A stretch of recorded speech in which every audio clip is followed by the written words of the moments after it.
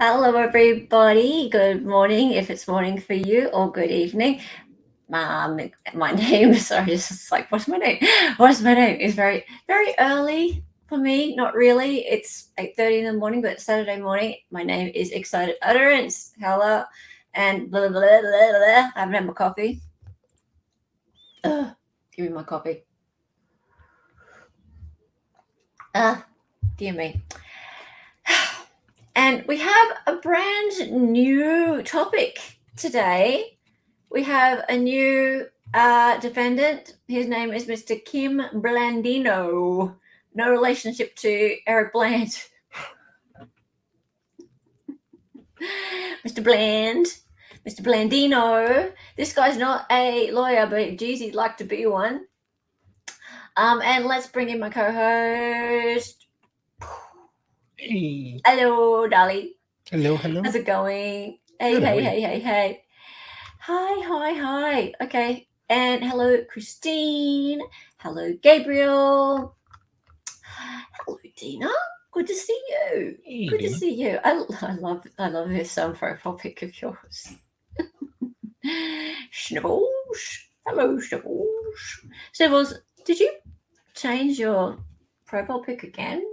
What is that? Oh no, cringe. Okay. Not sure what's going on there. Ah, dear. All right. So this is going to be a fun one. This is a good one for a Friday night or a Saturday morning or whatever it is for the start of the weekend. If you've never heard of Kim Blandino, get yourself ready. I only really heard about him yesterday, although I think I've heard Sean mention him once or twice, or I've seen his name pop up when I've looked on the Our Nevada Judges page before. Because since I've been looking into Chile de Castro, the whole sovereign citizens thing has sort of come up on my YouTube feed and my Google searches and stuff. So he's a bit of a sovereign citizen. He kind of makes up his own rules and, lives his own life the way he likes to. But this guy, he's a bit different. He's a bit of a doddery old man, and he comes across he looks a bit harmless from the outset. So he sort of walks around and kind of looks like an old man who kind of doesn't really know what he's doing. But I tell you what, he ain't harmless. And he sure does waste a fair bit of people's time. Let's just say, yeah, I'm buckled up, Buttercup, so you should. You haven't heard of this at all. And hello, hey Paige, and hello Paige, and hello to Mersto also. Welcome in. You couldn't find the other cat, don't judge. You lost your other kitty cat. I love the other picture of the kitty cat. Doesn't matter. Any kitty cat picture is good as far as I'm concerned. Well, just get ready. Well, what we're going to do is he's on trial. He's on trial right now, as in yesterday in Nevada.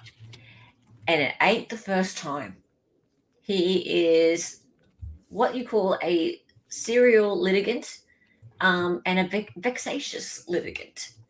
He bothers judges. He really gets up in judges' faces, and judges get really sick of him really, really fast. He's very, very well known to judges in Nevada. Very well known. He's not actually apparently allowed to represent himself anymore. Why, you say? Well, he's not a US citizen. So I think maybe some of the rights that are afforded to US citizens in that regard don't apply to him. And don't quote me on that. I'm not a lawyer, but we're going to have a look at some stuff on Reddit that people were saying I just found just now that might explain some of this. But then we're going to look at some background on him that our Nevada judges have put together based on his past. And then we're going to get into the trial. So it's obviously a quick trial. It's just a one-day sort of one. And I'm going to look at part one today.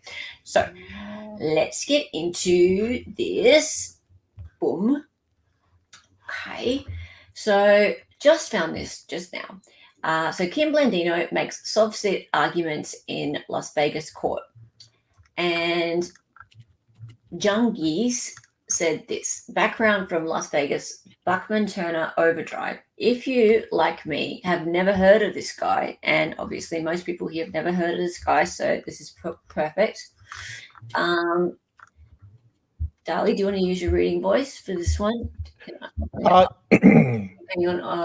There we go. There you go. So this flew under my radar. This flew under my radar and comes courtesy of our Nevada judges. Among Kim Blandino's many problems, he's a sovereign citizen who claims to have renounced his US citizenship and then can drive in Nevada whenever he wants. He, in his mind, is a citizen of the Kingdom of Israel Defense. So is admitting to now being here illegally. Deportation should solve this problem quite easily.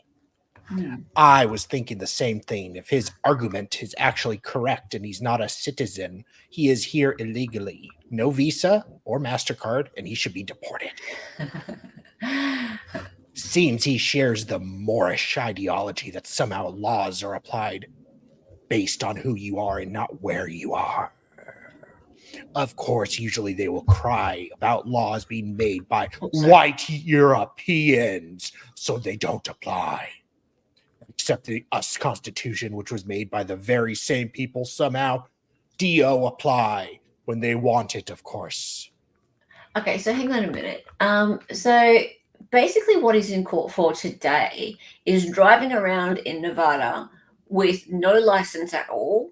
And his argument is that he doesn't need a Nevada license because he's not a resident of Nevada. And he's actually not a US citizen, so he can't get a license anyway. Yeah. Okay, so just a minute. There's more on this. Back. I'll just go back. Hang on.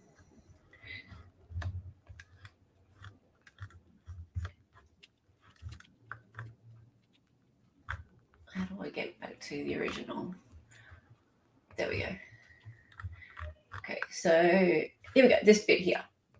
Blandino made headlines in the early 1990s after he was convicted of kidnapping for taking his two young sons from their mother in Las Vegas. He appealed his case to the Nevada Supreme Court, claiming that his decision to waive his right to an attorney was invalid because he did not fully understand the maximum punishment under the law, and that he was persecuted for his religious beliefs, including the belief that his wife and children were his property, according to a 1997 Las Vegas Review Journal story. Okay. And this bit. He's also a criminal narcissist who kidnapped his children and served time for it. This is brought up in his testimony today, but he came to the attention of YouTube because of the judicial harassment. He's been labeled a vexatious litigant Yes. and is no longer allowed to represent himself. He thinks he's the voice of God. Okay.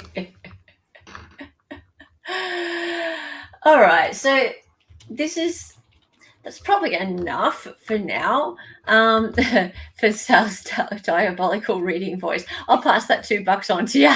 Thank you. Gabriel, you're definitely right. His diabolical reading voice is amazing. It's amazing. And golf clap. And interestingly, yes, he is admitting now to being here illegally. He apparently over the years hasn't admitted to being here illegally. And yeah, people are saying that he should be deported now. We'll see. Now, without further ado, I'm going to give you a little bit of a background video, which has been provided by our Nevada Judges YouTube page. And it's about 10 minutes or so. And it gives you a bit of a string together of some of the altercations that he's had with judges over the last few years. And get ready, guys. I gave you a little bit of a snapshot just earlier, about an hour ago. I made a little short of one of the altercations, but that's just the start. Yeah, let's go. Where are we? Oh, thank you, Gabrielle. Yeah. I don't even know how that started.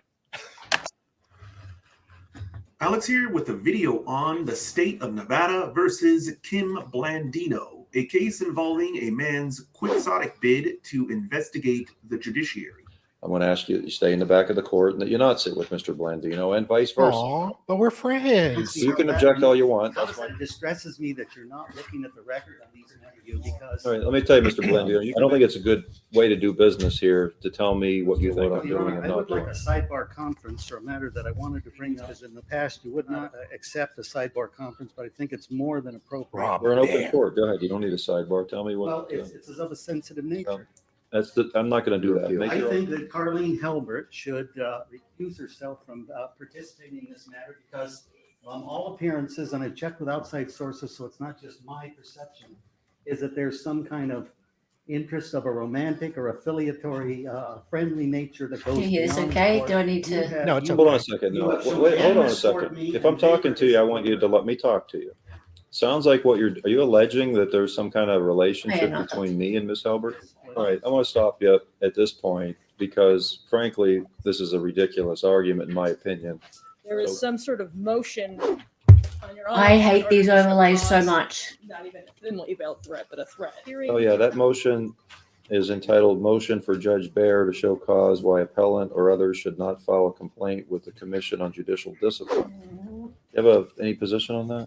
I don't see how he can serve a motion on your honor who is hearing the case. Hold on a second. Who's this guy staring at? This guy gets so mad. Kim Blandino. I'm He has trying a. to appear amicus curiae. I'm a co-plaintiff in the civil case. trying to Okay, address- are you an attorney? Not Then at all. then you need to sit down and quit staring at me like somehow you need to talk to me or whatever. I Because do. you're pardon? Can I make a record? No.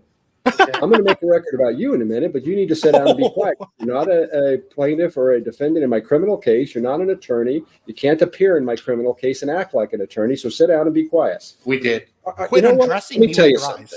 eyes. Did you file the Hey. write the motions in Judge Escobar's civil case? Yeah, you did? Okay, so let me tell you something. When you want to file motions in court and act like an attorney when you're not really an attorney, saying things like threatening the judge about how judges get kicked out of office for misconduct and all your egregious stuff where you don't follow things. You want to act like an asshole, act like an asshole. But I'm telling you, that gets you nowhere in court. And you know what else gets you nowhere in court? Sitting in the audience of a court while a judge is engaging with somebody and shaking your head and being all demonstrative. So get out. Get out. Demonstrative. It's Hang never on. inadvertent when you come in and act all Demonstrative. disrespectful. I to thought people. demonstrative meant like a demonstration.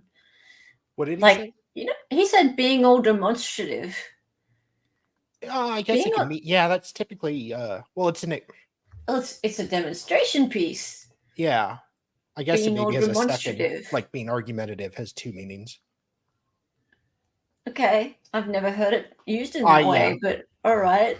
Yeah, all of the all the overlays Yeah. look like it. What's a Ubisoft game? I don't know what that is, but all I know Um, is, as a graphic designer, it's very offensive to me. yeah, and it's extremely- not. We did not do this. We're using their video. Oh, and- there is. Everyone knows I didn't do this. Like everyone Okay, knows yeah, that I would not have this. You don't I am, cover. I am the only bottom. showing this because it's It's the only extremely thing. amusing. But You don't like cover half when the video. I would, I just, it's so offensive. My eyes are killing. My eyes are just burning with all these things all over the video, and I'm so sorry. I apologize. You know how I usually present my content, and this is killing me. To give you this is killing me. I'm so sorry. However, like Sean introduced me to this YouTube page, Our Nevada Judges, and when he did, he said, just get ready because there's going to be crap all over the screen. There's not much you can do about it. And I wasn't prepared for how bad it was going to be and the nightmares I would have about it. But I'm putting up with it because the content is this hilarious. So sorry. And hey, Ronnie, good to see you. All right, let's keep going. In the opinion of one judge, Mr. Blandino's efforts crossed a line. Las Vegas Municipal Court Judge Pro Tempore Michael Federico took offense and concern when Mr. Blandino made multiple visits to his office, which prompted the judge to request an order of protection against harassment and stalking. Please. Objection to erratic. Assumes the fact's not in. Oh, this is. This felony case that's in front of this court, that there is a stay away order from me, but Don't I get to cross-examine the witness? Well, ask him a question. Go ahead. I can cross-examine this guy for hours. I'm not going to cooperate with the police in any way possible against the convicted felon. It is her. But stay away from him. I will say, under my own word of honor, I will stay away from him. Okay. I've already been wrongly declared a vexatious litigant by the district court. That is on appeal. I should be allowed, as a member of the public, to still come in, as soon as I'm cleared to come into the RJC again, to still come into that courtroom where he's attending and do my I investigation. cannot keep you from coming in the RJC. In the, sitting on the bench where I can take notes and investigate further misconduct on this pro tem judge's part. I would respectfully request that a condition of anything that goes on here today is he should be able to prove that he sought gainful employment. To do what? Have gainful employment.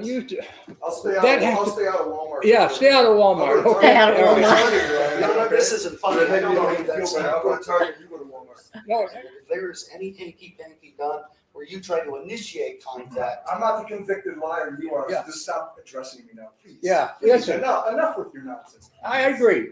That's enough. Just stay away from him. I will. It's going to make it more difficult for him to stay away, apparently. Yeah, right. That's This what I'm guy- saying. I mean, he's obviously obsessed, as you can see. This poor judge. Okay, 30 days That's later all this right. happens, right? What? Okay. What the hell? Objection, Your Honor. Oh, just keep still a minute. Except for this morning, he tried to intimidate me walking in. Okay. That is a lie, and I will. Court marshal's right there. He started talking. There he is. There he is. This is Michael Federico, a temporary judge. He would be pleased if he could announce his bar number for the court and for the record. He already did before. It's already been done before the record for me. So since there was no contact, then there's no protective order going to be issued. But he has made false representation. He's There's perjured no- himself on the record. All And right. I have a right to bring that issue. I intend to file a TPO against him for harassment, willful, malicious harassment, in addition to the civil abuse of process You suit can against this gentleman. sir, the case is closed. The state of Nevada has since charged Mr. Blandino with extortion and impersonating an officer, alleging he threatened to falsely report Mr. Federico to the Commission on Judicial Discipline and the FBI if he didn't take classes on ethics, reimburse him $25, or pay a sanction of $500 to the law library, and stating that he was a volunteer investigator for the Commission on Judicial Discipline. Mr. Blandino denies the allegations, insisting that any threats made to report Mr. Federico to the Commission on Judicial Discipline was based on his good faith belief that the judicial canons were being violated, and not intended as an insinuation that he intended to file false reports with the Commission if he didn't get his way. Mr. Blandino's competency to stand trial was called into question, and the case was derailed when Mr. Blandino countered that virtually the entire judicial district was corrupt and biased, leading to a series of proceedings on the issue with district judges Linda Marie Bell. But we have some administrative matters before we even get to that. And I'm going to enter my appearance. I'm Kim Blandino, appearing pro se for Kim Blandino. Good morning. So, There's an unadjudicated motion to disqualify you for bias. Therefore, you cannot sit. Sir, I'm just telling you, if you do not participate in the evaluations, the likely result of that is that you will be remanded into custody, and I would hate to see that Excuse me, happen. Judge. James Bixler, I object. I object to you. Counsel, I have an objection. Shut up. I have a right to object, I believe, Your Honor. You have the right to get held in contempt of court. That's what's going to happen if you don't shut up. I'm not putting up with any of the crap here today. Your reputation has preceded you. You want me to interview you? Notice how he always wears the same I object to that laughing. thing. Unless I'm Like- mistaken. I think Wait, the can you go back? defendant has That's a good already character. 20 categorized seconds? himself as a Can I what? vexatious. Go back 20 seconds. I want to hear the last. Should tell you what. Can I make a record? Sure. Maybe 30 seconds. The laugh is good. Yeah, see what he's wearing? See Yeah. that? See how it's the exact same thing that's up in the profile pic up there? Yeah. And it's going to be what he wears to court today. that's his uniform, basically. Like that's his sovereign citizen kind of uniform. He is like Bart Simpson, like he wears the same thing all the time. Object to you. Counsel, I have an objection. Shut up. I have the right to object, I believe, Your Honor. You have the right to get held in contempt of court. And that's what's going to happen if you don't shut up. I'm not putting up with any of the crap here today. Your reputation has preceded you. You want to interview you? Yes, sir. I object to that laughing, Judge. Unless I'm mistaken, I think the defendant has already categorized himself as a vexatious litigant. I object. Shift all you want. Can I make a record? No. I've got a motion. What did I just say? What did I just say? No. I can't say anything. No. No, you have no File a authority. response. You're impersonating Shut the up. judge. Shut up. You're getting real close to getting remanded. Linda Marquis. Counsel, what's the update on this case? Before we get anywhere, though, I have a motion to disqualify you, Judge Levitt. Ooh, she's a cutie pie. I want to file it in open court. The photos are so not representative. And Judge Levitt, as well as the other judicial district. This matter has to, because of the I'd let her be disrobed. And really, if you were going to be absolutely above board and totally honorable in the highest sense of the word honorable, you would see that there is an intolerable risk of bias, and I shouldn't even have to file a motion to disqualify. You should, sua sponte, what you have the authority to do, assign this case to a judge from another district. Judge Levitt admitted in open court, call her as a witness, which I will if it goes to trial. Oh, you're gonna call her as a witness? Judge Baer, I'd have to file, have some other witnesses come, because there's been correspondence between us to the very underlying issue of impersonating a public officer. This shows the bias and prejudice on your part. You're acting as though you're a sub-prosecutor to the prosecutor's office. This basis alone, you should recuse yourself right now immediately. Well, I don't think anyone ever accused me of being a sub-prosecutor. Well, why wasn't the word alleged used? Well, I misspoke. Can I have an apology for that? Remand. However, I'm gonna see you back, and we have better have those appointments made, and I want verification from the doctors that they're done. In addition to the requirements of your release are the following.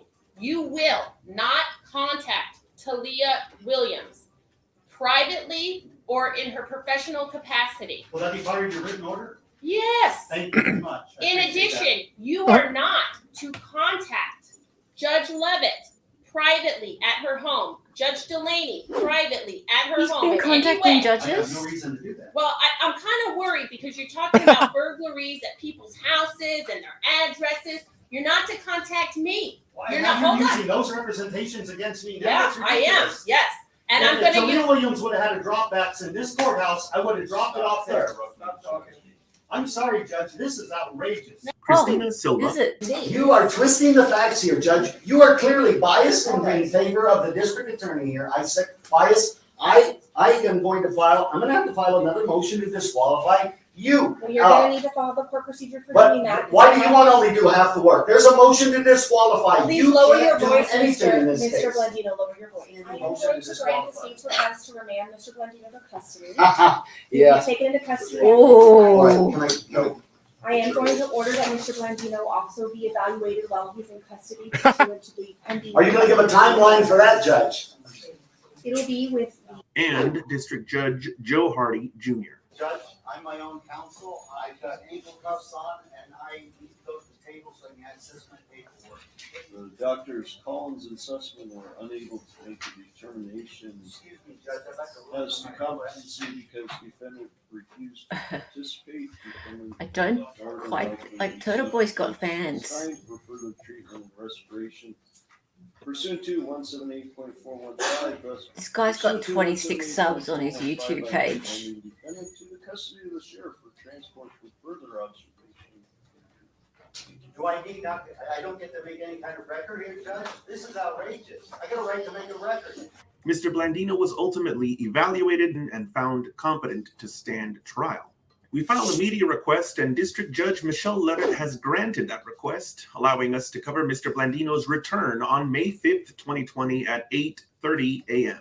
The state of Nevada is represented by Deputy District Attorney Michael Dickerson. Mr. Blandino is representing himself with Attorney Ben Bateman as standby counsel. You can keep up to date on our coverage schedule at ournevadajudges.com. And as with our previous videos, feel free to post any questions you have down in the comments below, or you can send us an email at admin@ournevadajudges.com.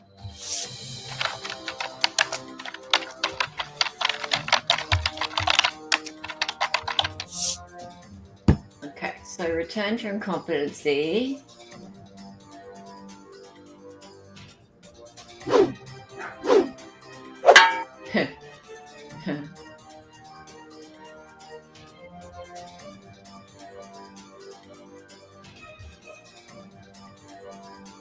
I love the music. This channel's hilarious. An absolute decree of divorce is granted.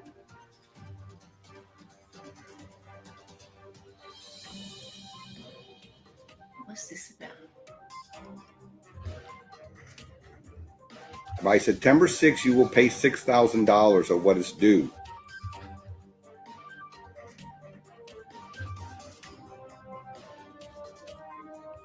Hang on, I'm not sure whether this is relevant. Are they just advertising other stuff? Oh, they might be. Okay, right. So let's move on. Now, also, Kim Blandino has a Give, Send, Go. What's that about? His goal is $20,000. He's raised 72. He's well on his way. Yeah. Let's see what that's all about. So The first 100's the hardest to crack. Well, it is. Yeah. Now let's see. Please help fight. Oh, you can read this. I prefer it. Please. Not the whole thing. It's fine. Can you zoom in a little bit? Sure. Please help fight evil. All that is necessary for evil to triumph is for good people to do nothing. I am a 68-year-old man called by my creator to investigate and challenge judicial corruption by state judges here in Las Vegas. In the midst of my investigations, a temporary judge retaliated against me and instigated criminal charges against me. The video of him wrongfully throwing me out of court is here. https:// We can look at that. It's only a 1 minute video. Hang on. I have been tried and convicted. Hang on. Wait. Ooh, that's a nice ass. You're right. You're okay. That's Mr. Blandino. Yeah, it's a juicy ass. Was a shoe untied? Driving on a $85 warrant. Let me ask you, sir, how much does he owe? He has never. He hasn't yet. So he doesn't at this point. He just what is he mean $20,000 for? Mr. Blandino. That's you, right? Oh, yes, sir, you're addressing me. I am addressing you. Let me get a picture of you here. Now, you came into my private office about something. Because of that, you can't Is that be a in this euphemism? courtroom right now. So you have to go. No, I don't think that's true. All right.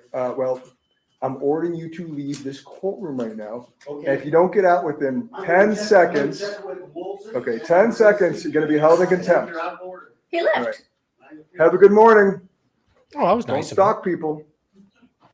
Okay, well, he left. What's the problem? All right. So what's this? I have been tried and convicted. Oh, sorry.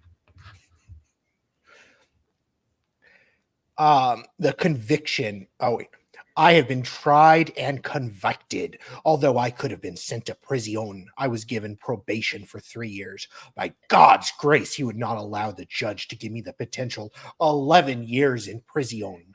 The conviction is on appeal and will not ultimately stand even if I have to go to federal court to get it reversed. I was denied the right to represent myself in the trial court and had counsel forced upon me. And the judge refused to be disqualified because of the risk of bias. I am doing all of my own legal work, except where I am having a lawyer forced upon me, and have 2 lawsuits pending around the events that have occurred. Okay. Most of my court appearances have been featured on YouTube since 2019. judges are very much afraid of the truth, as I present it, as this following video clip shows. Okay. This right, was I'm the done most with this. Let's watch the viewed- video. Let's Oh. watch the trial. Okay. Yeah, he's had $20 from someone, an anonymous donor, $5. Please keep fighting the good fight. Don't give up on faith, especially in these perilous times. Blah blah blah. I don't know. Let's watch the trial, everybody. Let's watch the trial. State of Nevada. Oh wait, the judge said this judge says that I am acting like an asshole twice, and this judge is now on the Nevada Supreme Court as a just ice. The Nevada Condition on Judicial Discipline issued a letter of caution only against this judge. Hey, Lindsay, can you donate a Canadian dollar? I'm sure he'd love that. Like, he's not a US citizen anyway, so. Yeah. All right, let's go. Let's go. Let's do this. I love his comb over.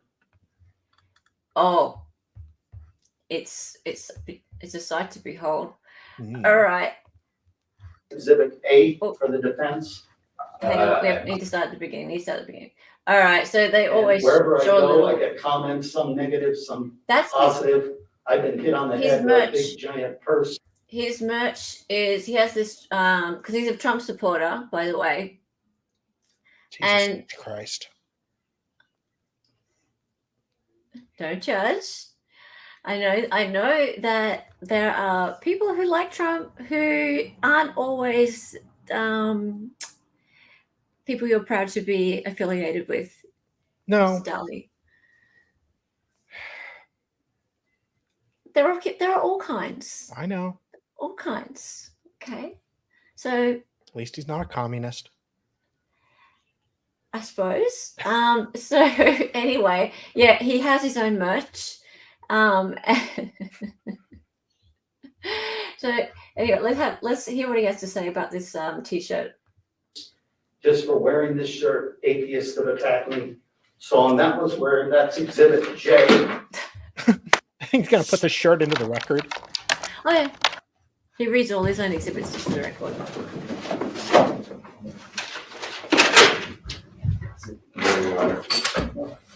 State appearances for the record. Like Dickerson, yeah. Defense. Ooh, Michael Your Honor, Dickerson. Dickerson 13876, representing Mr. Blandino, who is to my left, who wishes me to tell the court that he is here in the custody of parole and probation. Right, she can't vote for him. He's on probation. No. Okay. I believe last time I said he was at liberty and he wanted me to correct that. All right. That being said, then this was a continuation of the trial. State had rested on this initial case. All right, and then defense. For the witness, anybody who's a witness, potential witness on the Blandino matter, please wait outside and do not discuss your testimony with any other witness. That being said, state is rested. Defense, you wish to call any witnesses? Before I do that, Your Honor, I'd like to move to dismiss. I don't know if you want to hear argument on that or not, or.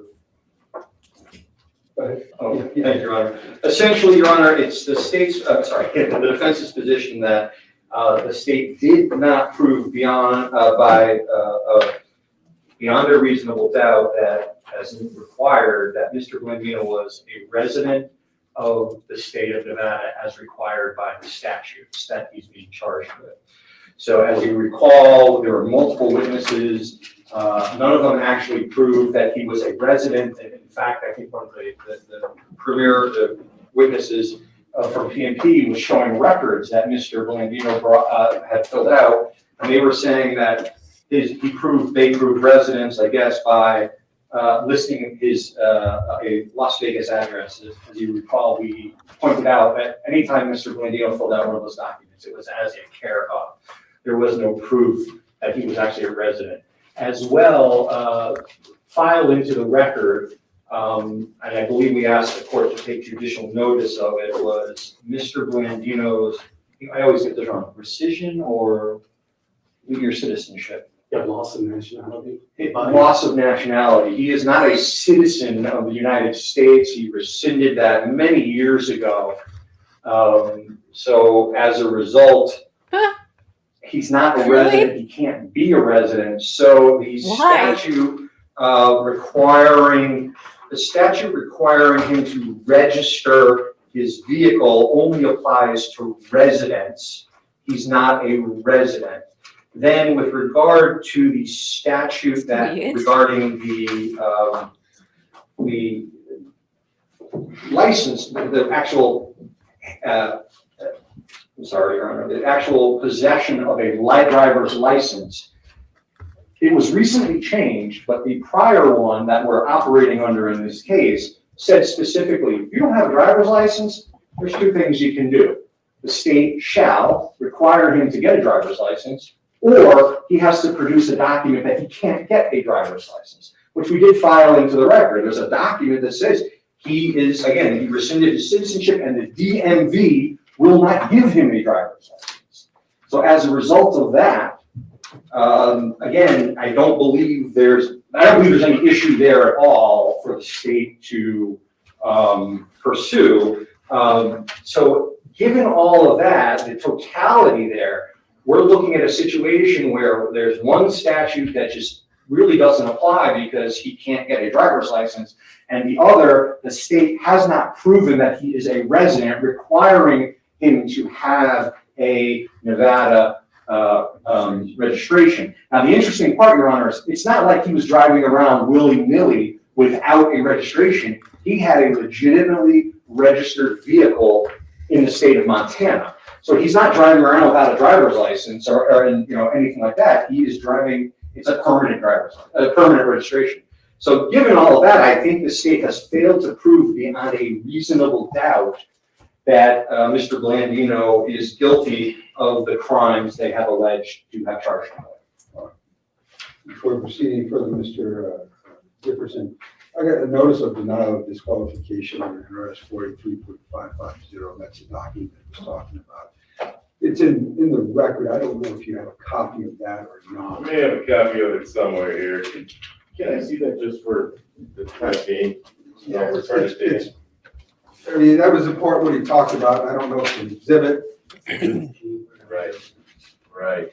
The note, it indicates that unsatisfactory documentation to receive a driver's license, right? Yeah, that's the one that you're talking about? Yes, Your Honor. Okay, no, I just want to make sure because it's referring, we have not had that exhibit posted. I understand this is a motion to dismiss the charge. Yeah, so Mr. Blandino shows up to the DMV without the documentation necessary to get a driver's license, and all of a sudden he can drive around in the state of Nevada without a driver's license. That's his argument. His further argument is that it's my time to argue. Objection. No, he has the right to argue. Okay. He's arguing. This is your motion, so you have a right to respond to it. Go ahead, Mr. And then further that he's no longer a U.S. citizen because he filed some paperwork apparently with Nevada Secretary of State. This is all baloney. That's the bottom line. It's baloney. Under NRS 483.114, what we've already proven is that his legal residence is here in the state of Nevada over on 16th Street.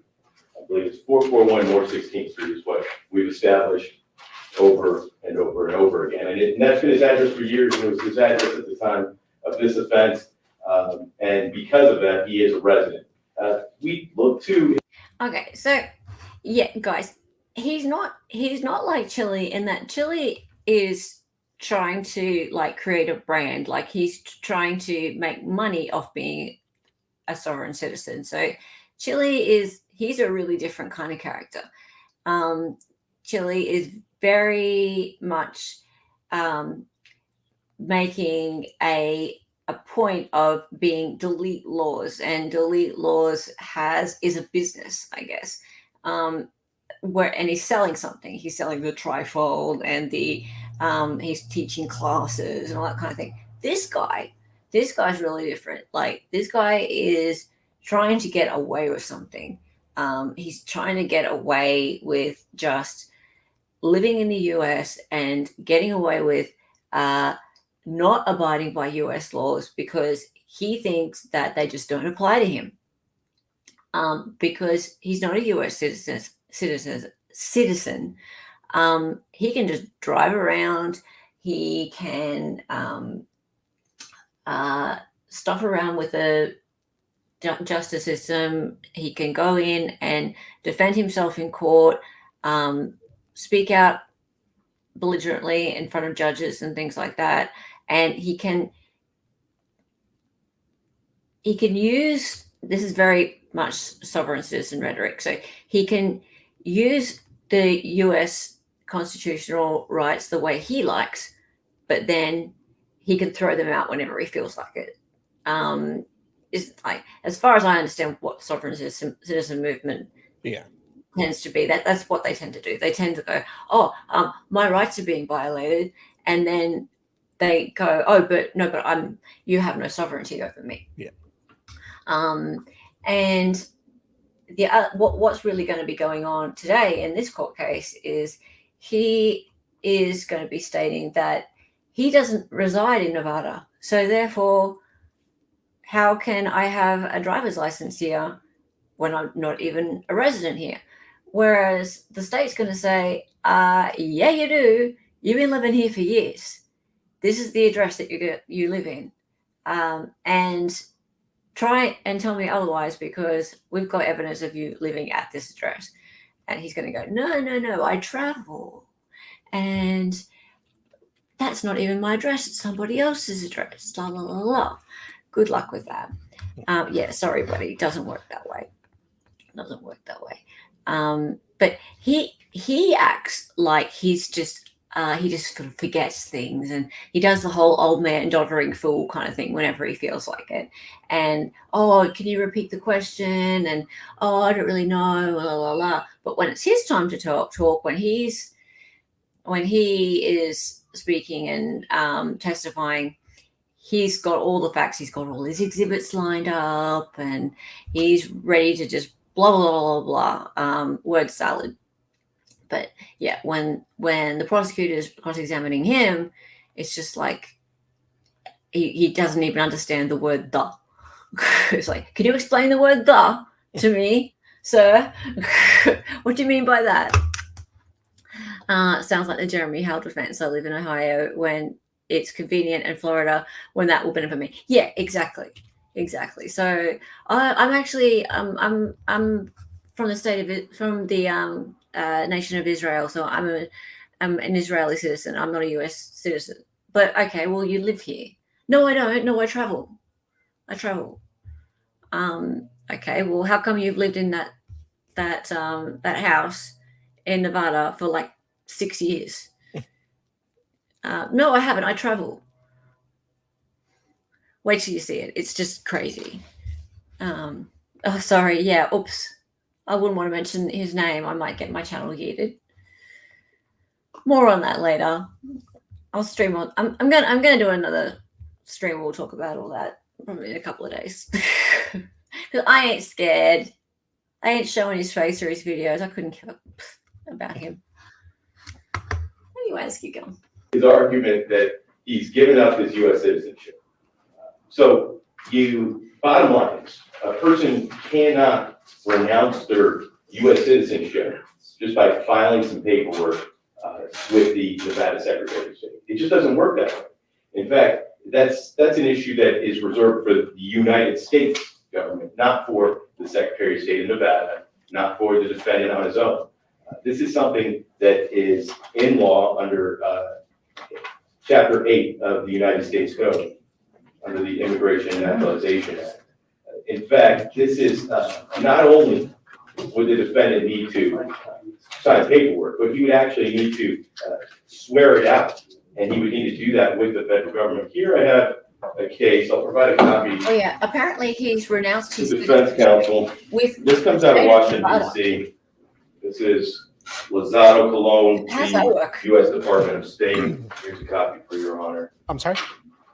This case generally talks about what occurs when a person renounces their U.S. citizenship. What the prosecutor is talking about is that apparently the defendant has renounced his U.S. citizenship with the state of Nevada. Oh, well, Okay. That's not how that works. I don't have to be anywhere near your country to understand No. that would be a federal thing. Yes. Renunciation is the most unequivocal way to relinquish U.S. citizenship. The loss of nationality is a serious and irrevocable act. What are you reading? The application process, but basically you have to appear in person before a U.S. consular or diplomatic office in a foreign country, or normally at a U.S. embassy or consulate, sign an oath of renunciation, and pay a $2,350 fine. Yeah. It's Come on now. federal, and it's not easy, and it has no effect whatsoever on your U.S. tax or military service obligations.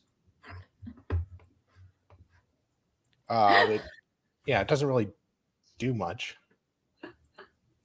Sniffles,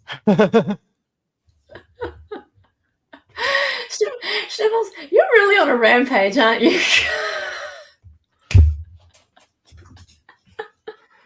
Oh, that copyright. Oh, You're very funny. the copyright cuck never gets old. Jack Murphy beard. Oh. Why would anyone post his face in a transformative way? Well, that transformative makes it fair use. But you wouldn't understand that because fair use is not a thing. No. It's just not a thing. Right? Yeah, we love you. Thank you for the chat. Can't bring me down. I'm on a high right now. Oh, let's keep going. Citizenship. And here in this case, what's unique I love is you that guys. it was actually denied. So this was an individual that was a citizen of Puerto Rico who sought to renounce his United States citizenship in, a separatist effort, but remain in Puerto Rico. And because he sought to remain in Puerto Rico, similar to how Mr. Blandino seeks to remain in the state of Nevada, I feel like Jules is he was fine. denied. And so he was not able to renounce his U.S. citizenship. It's not something that he could just do willy-nilly. The fact of the matter is that Mr. Blandino is a United States citizen, despite him not wanting to be a United States citizen. Right. On the driver's license, I mean, he showed me documents under NRS 483.4550, request for disqualification. That statute specifically says that a person must provide a driver's license, must be driving with a driver's license. And if not, court shall require any person convicted to obtain a valid driver's license to produce notice of disqualification from the department. Which he has done, but that doesn't exclude or excuse the right to drive. It's unlawful for any person to drive a motor vehicle on a public highway, street or highway in the state without being a holder of a valid driver's license. It doesn't even say that a valid driver's license. It's a valid license. So, right. And whether or not he's given, and I don't mean to interrupt, but notice of denial of disqualification is say something if you're on Twitter. The court is required to order you to do to show that he can't get a license. That doesn't exclude the driving. So, as to the no driver's license issue, motion's denied at that time. As to the registration, you understand the argument they're making on that. That he's not a resident, right? That it is a registered vehicle out of Montana. Proceed on that argument. Yeah, so that goes to his whole argument there is that he renounced his U.S. citizenship, so he can't be a resident. And then anytime he's written his address, which has been established as in fact being his address, where he lives, his legal residence, he writes Kara or C/O in front of his address. It's just typical sovereign citizen rhetoric to try to get around the laws of this state, the state, and the laws of the United States. Bottom line is that is also below, right? We have proven that for years he's lived at this address based upon records, based upon testimony. This is where his registered address has been for all these years, including the time that this stopped happening. So he is a resident. That's the bottom line. Is renouncing his U.S. citizenship is not an actual thing.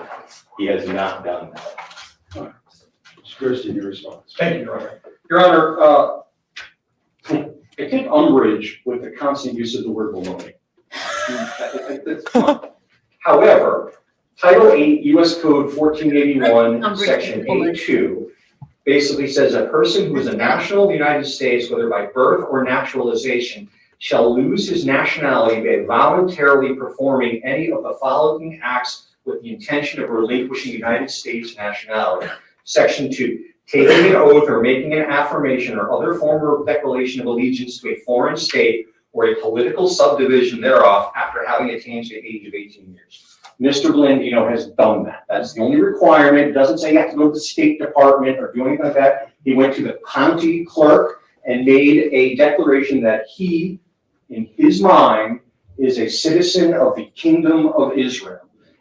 The clerk of the county took that in, wrote it, and granted it. So as far as he's concerned, whether or not that was, the procedure in his mind, that would obviate any intent on the part of Mr. Blandino, thus not making it criminal, because to him, he is not a citizen of the United States, and he is not a resident of the state of Nevada. Okay, so under 8 U.S.C. 1481, that's where we go with that. With subsection 2, A2. Oh, he corrected. With regard to the, and again, with regard to, really thinks he's a lawyer. this is interesting. If you look at the, and Mr. Dickerson, sorry, Mike, actually got it wrong. It's NRS 483.141, not 114. It's 141. This is, which is he was talking about, but the statute that talks about, which is 550, which is the one that actually talks about the driver's license. Just give me a second around so I can find it. There were two statutes. It was modified, it was amended in 2023, post the incident, where it initially said, again, if you're going to drive with on the driver's license, you either, you have that court shall require any person convicted of violating this section to obtain a driver's license or produce a notice of disqualification to the department. Then after 2023, they input that statute and say, if you don't, now you're guilty of a misdemeanor. So we're talking about the statute that does not contain the guilty of a misdemeanor information.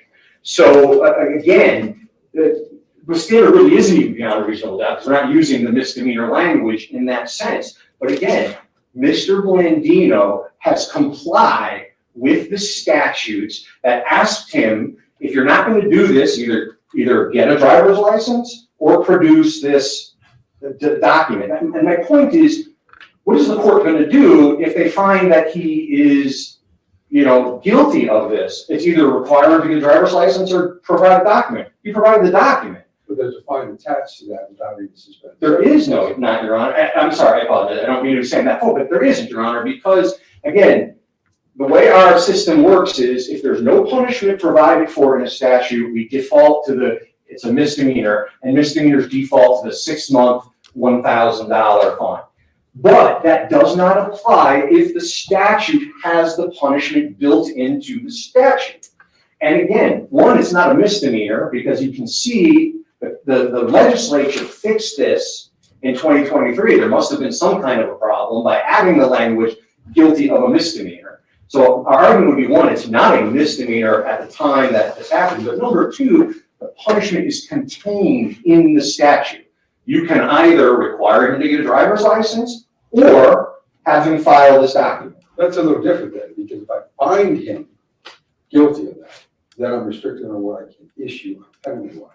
Your argument right now is that the state hasn't met its burden as showing in the initial case that he's violated the two statutes that he's on trial for. That is correct, Your Honor. And so kind of get in front of. I understand that I may be on not the best ground with the license aspect, but I'm making the argument. As far as the registration is concerned, again, I mean, what can I say? That you were here, you saw the record. Every time, Mr. Blandino, smart like fox. He put down care of every time that he was asked to put his address in. The state simply has not proven that he is a resident of Nevada, requiring him to register a vehicle in Nevada.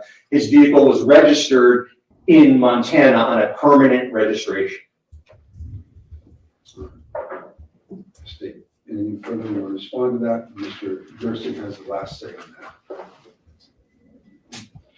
The evidence is clear. That's the bottom line. Mr. Gersten, anything further? Mr. Blandino is asking me to just remind the court that the requirement is of a legal resident. That is the term in the statute, that it is legal residence.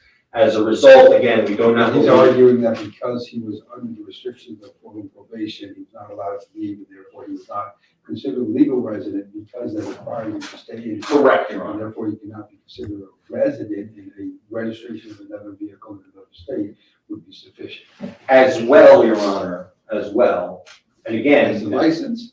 I'm sorry? As well as the license? Well, Your Honor, without, my client's going to testify. I mean, but what I can tell you is, Mr. Dickerson did put into evidence Mr. Blandino's Kingdom of Israel passport, which he believes affords him the opportunity to drive as a resident of the Kingdom of Israel, Your Honor. So again, the question of intent, again, the state has the burden of showing beyond a reasonable doubt that they fit all the elements of the crime, that Mr. Blandino, fit all the elements of the crime. I do not believe that Mr. Blandino was intentionally, doing this. Again, I think I'm better grounds on the resident argument than the driver's license argument. But again, that's kind of where we stand right now. So one thing, to the Kingdom of Israel. When the Kingdom of Israel existed, there were no cars. There was no driver's license. That's because the Kingdom of Israel existed until approximately 930 BC.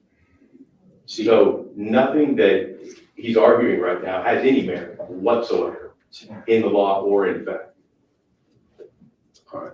Anything further from you, Mr. Gersten? Do we want to have talk the last? Yeah, I know, but do we want to talk about that, the signing of the Constitution, the Second Amendment, AR-15s? Anything further?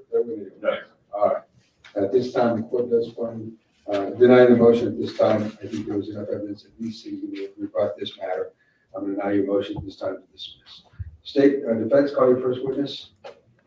Well, Your Honor, I understand that Mr. Blandino himself would like to testify. As the defendant in the case, Your Honor, I have admonished him of his Fifth Amendment rights to not do that. I have discussed with him the implications, pros, cons, etc. Mr. Blandino, after hearing that, has decided that he still wishes to testify. Given that, and knowing what he may or he intends to testify about, I don't believe that I can assist him in his testimony for various reasons. I'll be happy to explain them to you in a sidebar if you wish. However, Mr. Blandino wishes to testify. Excuse me?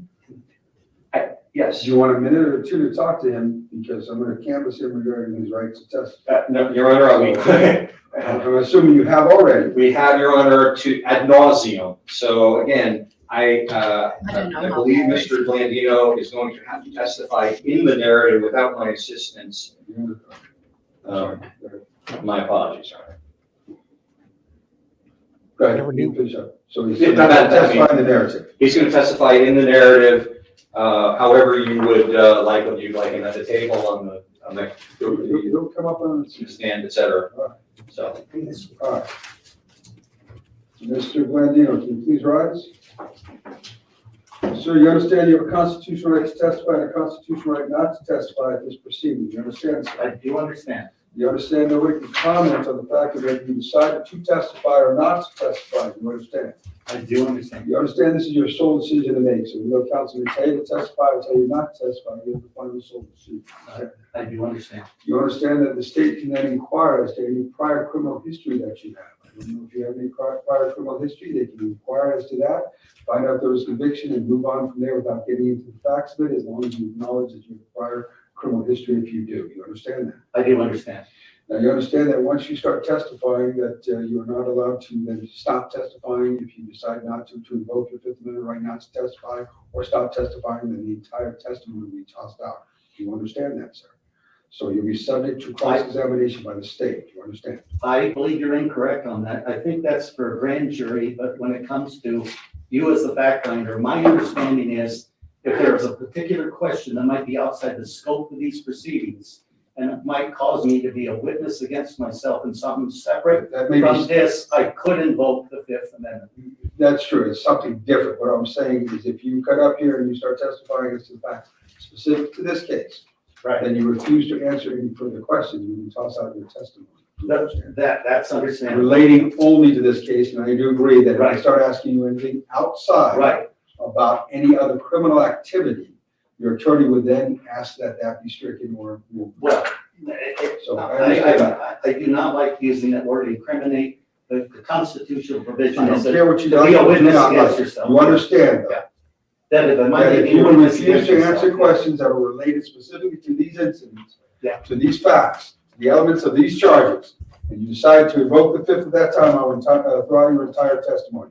Do you understand that, sir? as we discussed it here and clarified Do it, you yes. wish to testify or not to testify I at this do time? wish to You testify. understand that the court controls the amount of evidence that comes, the kind of evidence that comes in, and if I find that the testimony that you're giving is not relevant, I can then stop you from testifying or have you move on. Do you understand that, sir? Yes. All Hopefully right. move on. That being said, is it your decision here today to testify? Yes. And you've done so after discussing this matter with your attorney? Yes. Come take the stand, raise your right hand, face the clerk to be sworn. On my religious beliefs and practices and the Would you prosecution have to leave it? where this, I cannot raise my hand, I cannot swear or affirm, but I can declare under penalty of perjury that I will tell the truth, the whole truth, nothing but the truth, and that I can be prosecuted if I tell anything that is not true. He's just telling his Is bailiff that to back acceptable? off. The affidavit you're going to give is not under the It's penalty of perjury, it is not relying upon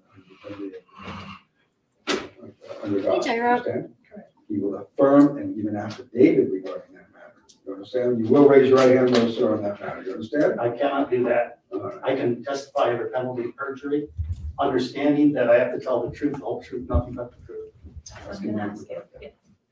Do you solemnly swear to tell the truth, the whole truth, and nothing but the truth? Do I solemnly swear? You affirm that the testimony that I you're cannot going to give swear or right affirm. now, Do you affirm Mr. it? Gersten, I cannot swear or I'm going to affirm. talk to him on this matter because this. I testify you with Gordon versus Idaho. I will give him the affidavit, and I acknowledge that he doesn't have to swear under God or any deity. I will give him that. He is correct on that. But he will follow my directions. I can declare under penalty of perjury. Can I declare Or other he than will affirm? go into custody. So if you want a minute or two to talk to him, you can talk to him. Thank you, if I may. Do you want me to go down there or again come I over want you here? to go down there. You want me to go down there? Just come over here.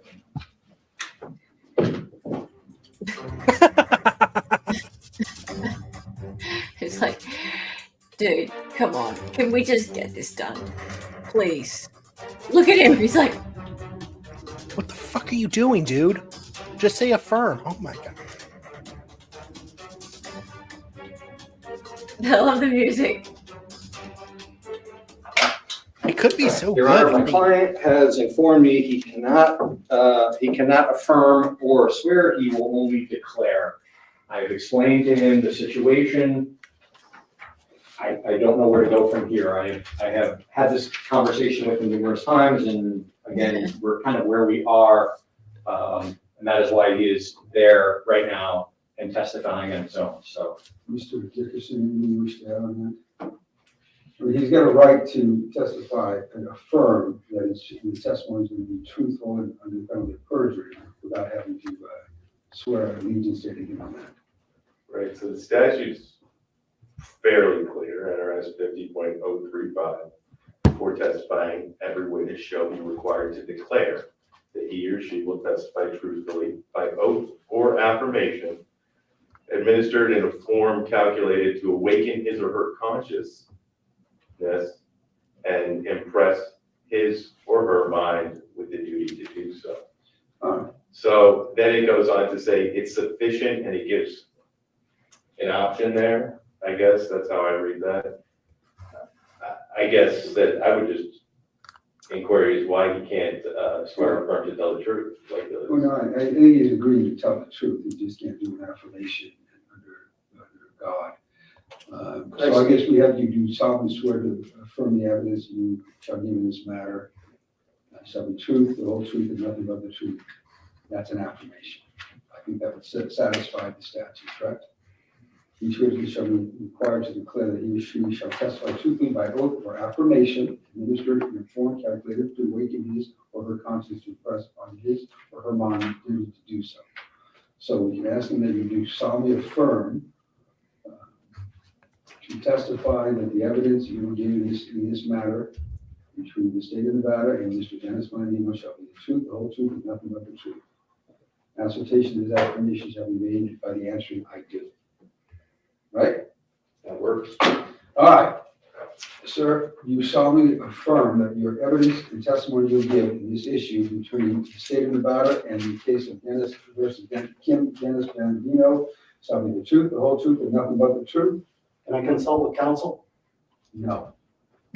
This is, you already consulted with him. You affirm that you will give the affidavit. Assertion of that affirmation shall be made by the answer I do. I gave him case law, Gordon versus Idaho, that affirming and swearing, and the court, no court can mandate it has to be by a particular form. All it has to do is strike the person's conscience, which it does, that I could be prosecuted for perjury. All the federal forms, the state forms of habeas, and even Nevada revised statutes allow for unsworn declarations. And if it's affirmed, if I can use the word I concur that You affirm or you can affirm? Wow. I cannot affirm because affirm is the same as swear. You're just using a rose by any other name is still a rose. You call it a tulip, it doesn't make it a tulip. Either you solemnly affirm the evidence and testimony you shall give in this matter between the state of Nevada and King Dennis Blandino shall be the truth, the whole truth, and nothing but. I can solemnly state that I have, and I can be prosecuted for perjury if I do not tell the truth. I wouldn't think he could get away with this in Israel. Maybe more than You 99%. do not affirm that you will, the evidence and testimony you shall give. I cannot use the word affirm. All right, Mr. Blandino, Mr. Gersten, I don't know. Are you getting an affirmation from him, which is the subsection of the word affirm, affirmation? Your Honor, I mean, it's an affirmation. The root word is affirm. Yes. That's an affirmation. I don't disagree with you. I can use the word confirm. Imagine Judge Schroeder in this position. Yeah. Affirm is the same as swear. I was there when they wrote the language. Your in Honor, Latin. We have no problem. You know, again, he is quoting Gordon versus Idaho, I think it was. Gave you that case. That's He's from his Israel, so problem. Obviously, you understand why he's now up there on his own without me. I don't know what else to, other than quoting that case. You know, this is his solemn belief, or I can't even use solemn, this is his belief that he can't do what you're asking him to do. I have nothing further to add. Your Honor, my client is an asswipe. Dickerson? I don't know how this is so. I testified in district court with Judge Levitt, and she accepted what I had said. Every other court I've been in where I've testified, and I have testified in other courts, they've had no problem with this. No. I didn't even anticipate it'd be a problem, but just in case, I gave Gordon versus Idaho, which has been sustained throughout the years. That was an 85 case, I believe, or 87. They It still have says to that do no court can it. mandate it has to be in a particular form, as long as the individual given the I give testimony you by oath or testimony affirmation. is struck. Under Miranda versus, Their conscience versus is state, I struck. can give you oath or affirmation. Oh my Now, God. before testifying, every witness shall be required to declare that he or she will testify truthfully by oath or affirmation administered in the form calculated to awaken his or her conscience. So we go by oath. Accept that, Mr. Dickerson? Yes. All right, so by oath, you would agree that testifying that the information that you're to give is truthful information under the penalty of perjury, that you will testify truthfully under oath? My oath, my yes will be yes, my yes will All be right, you no. understand that. All right, have a seat. Thank you. This is Mr. Blandino, you may proceed to the elements of these charges. We may do it like testimony by way of, I have to give a foundation first, of course. My name is Kim Blandino for the transcript. There we I'll use go. the middle initial D, Dennis, I never used. So it's K-I-M, middle initial D, and then B-L-A-N-D-I-N-O. I was born in 1955 in Great Falls, Montana. I have an exhibit A to that. Here's a certification of birth record from Montana. I'd like to introduce that. That's exhibit A for the defense. So he can testify, Your Honor, but he's not going to be representing himself and moving in exhibits out the yard. Mr. Gernston. Yeah, Your Honor. Here's the problem. You know, you get, give me a declaration. I mean, I don't think the question of whether or not you're born as a citizen or not. Again, Your Honor, you understand why I am sitting here and not leading this testimony now. I don't know. I don't see the relevancy of it. It'll be the court I'll get exhibit. to that. Allow it in there. Go ahead. For court exhibit only. Go ahead. Okay. Is that going to be entered into? It is court exhibit. Court exhibit A. Okay. The question, the issue is whether or not on the date of September 16, 2022, the resident failed to obtain a Nevada registration and drive without a valid license. Those are the issues that we need to address. Right. Exhibit B is a letter of identification dated by my late parents, 1998, that I am who I say I am, referencing the passport that the defense has as exhibit 2 or 1, I don't know which one it is.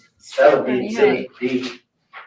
Exhibit C is my Arizona identification legally obtained, showing the address Highway 95, number 505, which is an address that has been maintained by me for at least 25 years, I think, which is not my legal address. It's also in care of Arizona. That's the copy of the Arizona ID. This was presented by Officer Martinez. And I presented that to her and she said, well, where's your license? That was when the question of the license was asked. Exhibit D is a declaration of expatriation filed with the county recorder here in 1993. This is a copy of a certified copy that after researching the law and at Title 8 subsection 2 allows me to lose my nationality without renouncing it at a consulate or anything. I intended to vow. Can I object to him even having documents up there, Your Honor? It's inappropriate that he's up there with all this stuff. If I may, Your He's given Honor. a narrative. I'm going to allow him. Yeah, again, Your Honor. It does go towards his defense and I'll allow it to do it. All right. Why is the judge allowing this? I'm going to ask that everything he has up there, then when he gets off, when we take a break in between my cross, that I review every single thing that's up there. Of course. He will. Whatever he's relying upon in testimony, obviously you have the right to review that. I'm sorry, what word did he say he will do what, sir? All right. He'll review it. Or review it, okay. He has the right to review all those documents. Oh, no. Yeah, he does have a right to review all those documents. Okay, this document clearly, and it was done in Bring 1993. a bunch of documents in and then bring the evidence on the stand, can you? But it was filed with the county recorder, and these are certified copies that I have, these documents that gave my declaration and statement and purpose to give up to lose my U.S. citizenship, to make a vow to Jesus and to the Kingdom of Israel. It is quite a lengthy document. There are many pages in here, and I've stayed true to this since that 1993. I've been asked to vote, register to vote, and I said, look, I'm not, I had a U.S. citizenship at one time because I was born in this country, but I expatriated. About 7,500 people a year expatriate from U.S. to some other country or entity or something. So it's not an uncommon thing to do. It's not required to do it at a consulate. So that would be Exhibit D. Recreated. Is the US unhappy that he expatriated? I've got a list of attorney there. This is an application for driving privileges at the thing, which is what I had to look at my question. before they gave me this Okay, amount of my disqualification that was filed in this court. Sorry, hang on. Let me just. In order for me to get this, I would have to. Okay, my question, J-Rock, was how is he allowed to just get up on the stand and start entering exhibits into evidence that the prosecution hasn't even had a chance to review? How's that okay? Thanks, J-Rock. Perjure myself, because it says, I hereby certify under penalty of perjury that all statements in this application are true and correct. And as this later document, the disqualification that was referenced here early would state, I am not a resident of Nevada, therefore I cannot get a driver's license, among other reasons. But if I were to say that 441 is my legal residence, I would be committing perjury if I signed this document. I don't believe any court in the land can require me to commit perjury. Then, what do you have marked as a BVP? Okay, this is the notice of disqualification, and I want to post this in as an exhibit. That's exhibit G. The thing is they said, look, you can't get a driver's license for a number of reasons, and they post them and they ran out of lines. This was validated, and this actually is a copy of a certified copy. I asked them to certify this copy for authenticity's sake and to be authenticated under the Nevada Device statutes on authentication of documents. But the main thing was that I cannot, under my religious beliefs and practices, right. I cannot enter into a contract with the state of Nevada. The state of Nevada basically declared war on me anyway in 1990. Well, they declared war on you. Criminal charges were brought against me. That's Exhibit G. Okay. Exhibit H. Fair. This is a public law 97.280, 96 statute 1211. It's where the Congress said they authorized, they designated 1983 as the National Year of the Bible in recognition of both the formative influence of the Bible for our nation and the need to study and to apply the teachings of the Holy Scripture. This is what I, in part, relied on in losing my nationality in 1993, when I saw that Ahab and Jezebel was elected co-presidents of the United States. That would be What? Okay, just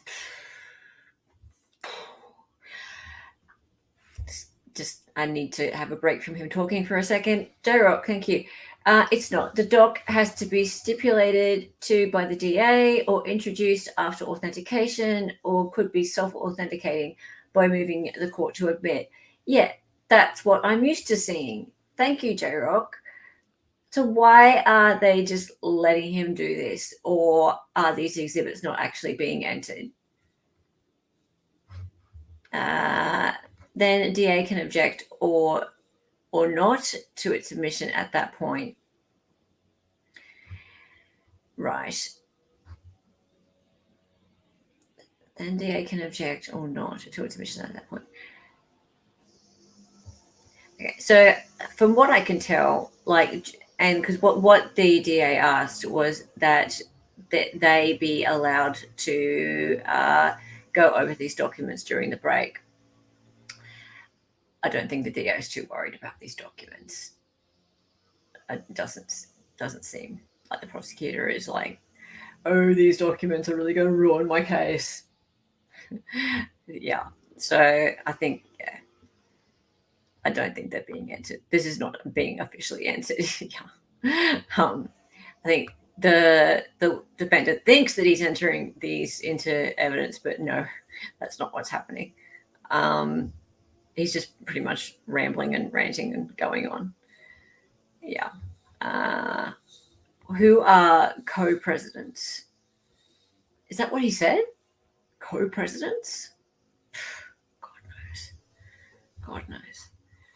Oh, hey, thank you for the super sticker, Dina. That's so nice of you. That's so nice of you. You're always supporting the channel. Thank you so much. Really appreciate it. I'm a little bit frustrated at the moment. I think my channel's being, what do you call it, shadow banned at the moment. And thank you for the laughs. I have a feeling that people aren't getting notifications at the moment. You know how YouTube is doing, you know how YouTube doesn't have the best notifications even on good days. I think at the moment people are not getting just the general notifications, unless you're in the Discord, in which case you get the pin code notifications, which are fantastic. But even though this channel has about, 200 members or so, only about 40 or 50 of them are in the Discord. So if you're a member, guys, make sure that you come into the Discord. That way you get the great notifications. But yeah, if even if you have on YouTube and you have the heavy bell on, YouTube notifications aren't great. And I think at the moment YouTube's doing this thing to me where it's sort of like suppressing my notifications, because I've got much less viewers than I usually do, and that's been all week. Really weird. Really weird. It happens sometimes to different creators. It happens from time to time. They just sort of give some people priority over others. So it's a little bit disheartening, but happens from time to time. So thank you for cheering me up. Thank you all of you guys for being here. I appreciate every single one of you. You are all so loyal, and I just love having you around. No matter what, no matter how many of you there are, the ones that are here, I appreciate every little single one of you. You're all so kind and lovely. I love you all so much, and you are wonderful. Thank you for the laughs. Oh, thank you. You're just such a great support. He said something about a president. Maybe he meant precedents, like as in having something that happened prior. But no. Oh, hey Benjamin, catching up on replay crew. Sorry, another distraction. That's all right. I'll just apologize. That is an awesome pic she has there.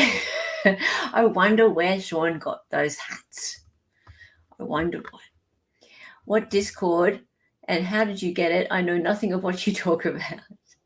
It's a fantastic Discord. YouTube, have you found that too, Ronnie? That it's been weird this week? Yeah. Yeah. Sometimes YouTube has I think it's kind of like any software. Like they do like upgrades and things like that. And it's kind of like beta testing when the techie people decide to do things.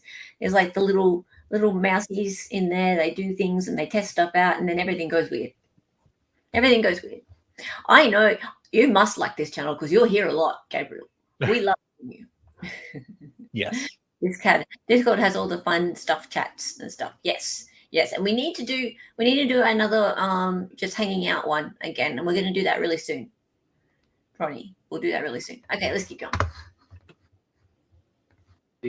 Bill Clinton and Hillary Clinton, their co-presidency, as they called it. I said, there's something rotten in Denmark here, and I need Listen, we're focusing on. I understand that. So Okay, that's what they're talking about. You're not a resident of the United States, or a resident of Nevada, or a citizen of the United States. I think Joe Biden would be a better example. We'll move on from there. You understand? Okay, I've got two addresses for Israel. Now, the state of Israel is separate from the kingdom of Israel. The state of Israel at present Jesus is in H. Christ. stewardship for the kingdom of Israel when Jesus returns for a second time, which is predicted, prophesied, and it's going to happen at some point in the future. We don't know.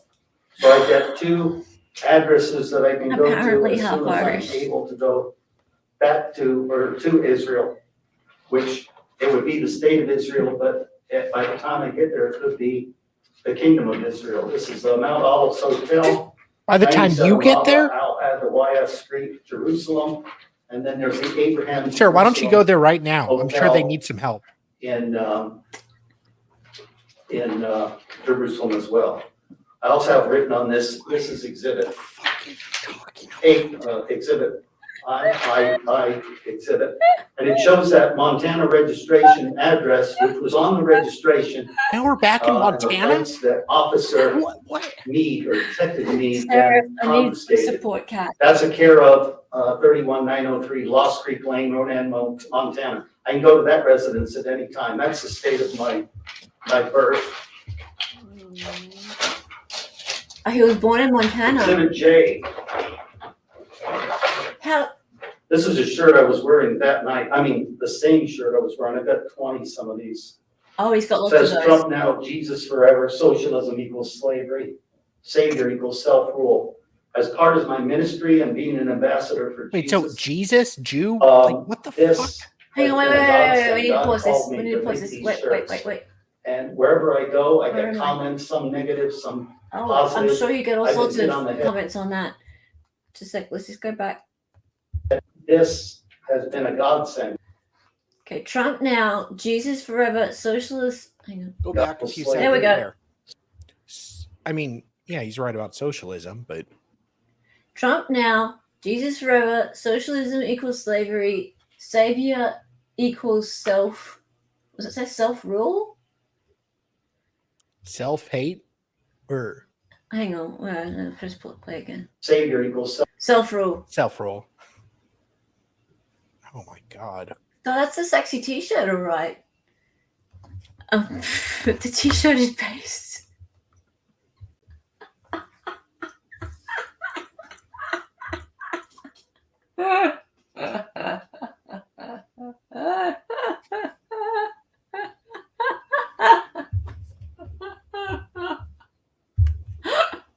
Look, I'm conservative, and even I wouldn't wear this idiotic shit.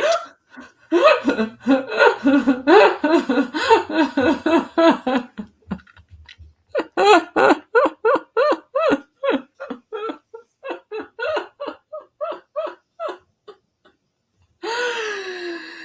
feel it's like when the left try to meme and they do this like wall of text, and that's all it is. I quit the t-shirt. It's like, good Lord, sir. You're not helping the cause. You're not helping the cause. He's so proud of his t-shirt.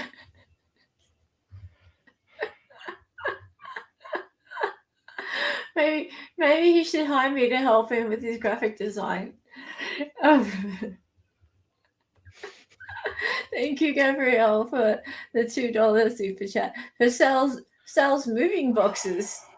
Why do you need moving boxes? Oh, right. Arizona. Because Oh he's my in Arizona.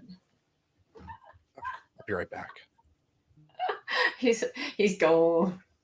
He's gone to start moving. Where can one purchase the t-shirt? Maybe I can make counterfeit t-shirts. Look, actually, J-Rock, I could get in contact with Mr. Blandino for you. He has a YouTube channel. He has a Give, Send, Go. There's plenty of ways to contact him. He's contactable through those means. So I'm sure they're for sale. There you go. They're for sale in Trump's online store. There you go. He has quite a few of these. I think they're part of his merch. Yep, he has merch. So there you go. He's well known for these t-shirts. Actually, interestingly enough, on his YouTube channel, I just swapped to his YouTube channel for a second. Because his YouTube channel only has like 26 subs, 27 as of yesterday, because I subscribed. We really should push for him to get monetized. Yes, we should help him get super chats. Yeah, we should help him get super chats. The poor dude, we need to help him out. Just a minute. Let's go find his YouTube channel. Just a second. Grounds. Wait. I need to go find it.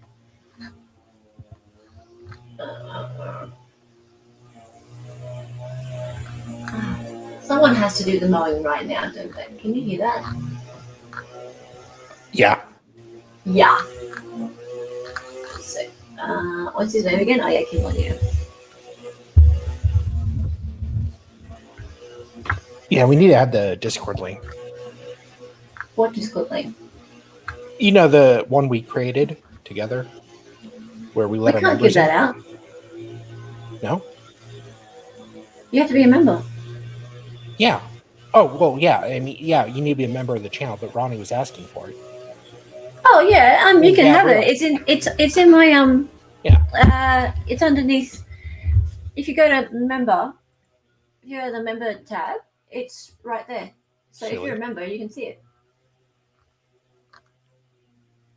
Just go to member perks and have a look at perks. It's right there. Oh yeah, see perks. Aren't you in there, Gabriel? Yeah. Well, we can't post it in chat or anything like that because then people who aren't members can see it. Yeah. That's all. That's the only reason. Yeah, and you can just sync your YouTube or just let us know if you're having trouble logging in. Yeah, and we can absolutely. Absolutely. But I'm sorry. Anyway, I'm a bit distracted here. I'm looking for Kim Blandino. I'm looking for his channel. I want to show you his channel. Just a second. Oh, there we go. All right, now I can share this tab. All right, so yeah, his channel. Look at this. He has 27 subscribers, 2 videos. Damn. Yeah, right. There's his videos. There's 2 videos there, right? 752 views. That's 2 years ago, and 300 views. That's 4 months ago, right? That was a video I showed you guys right at the start of the stream of him getting kicked out of that courtroom, right? Now, righteous views. Huh? Never What? mind. Nothing. That bombed. But look at the comments, right? This was hilarious. Do it again. Nice ass. Yeah.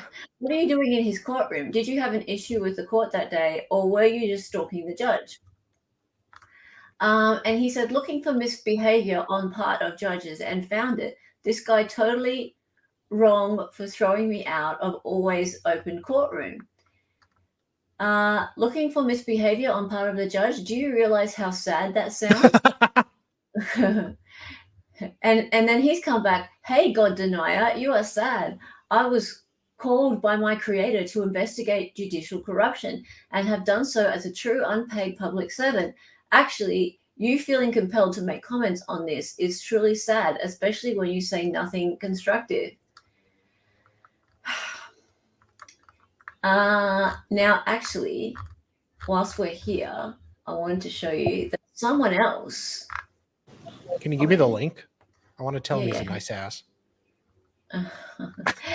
Kim, I think you could build your own channel if interested in doing so. You've had many millions of views from historical appearances in court. You could upload all vids and use your own self to speak about how. Please do it. What? Do it. Build Yeah. the channel. Build the channel. Yeah. And use your own self to speak about how you felt during each appearance. I think you have some capital in YouTube if you choose. XO from Oregon. And then he's gone, Molly, I wish I had time to do so. If you know someone that does that kind of work, let me know. What could possibly, and then Matthew something has gone, what could possibly be taking up your time? Your legal work? Not that I want to encourage you to develop a channel, but you should be called out for the ludicrous statement that you are too busy.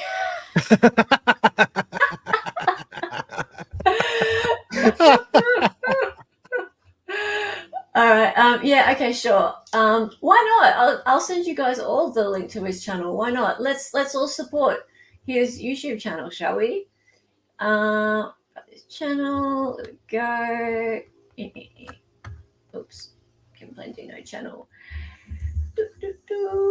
And let's go back to where we were. Shut this tab instead and keep going. As part of my ministry and being an ambassador for Jesus, this has been a godsend. God called me to make these shirts. And wherever I go, I get comments, some negative, some positive.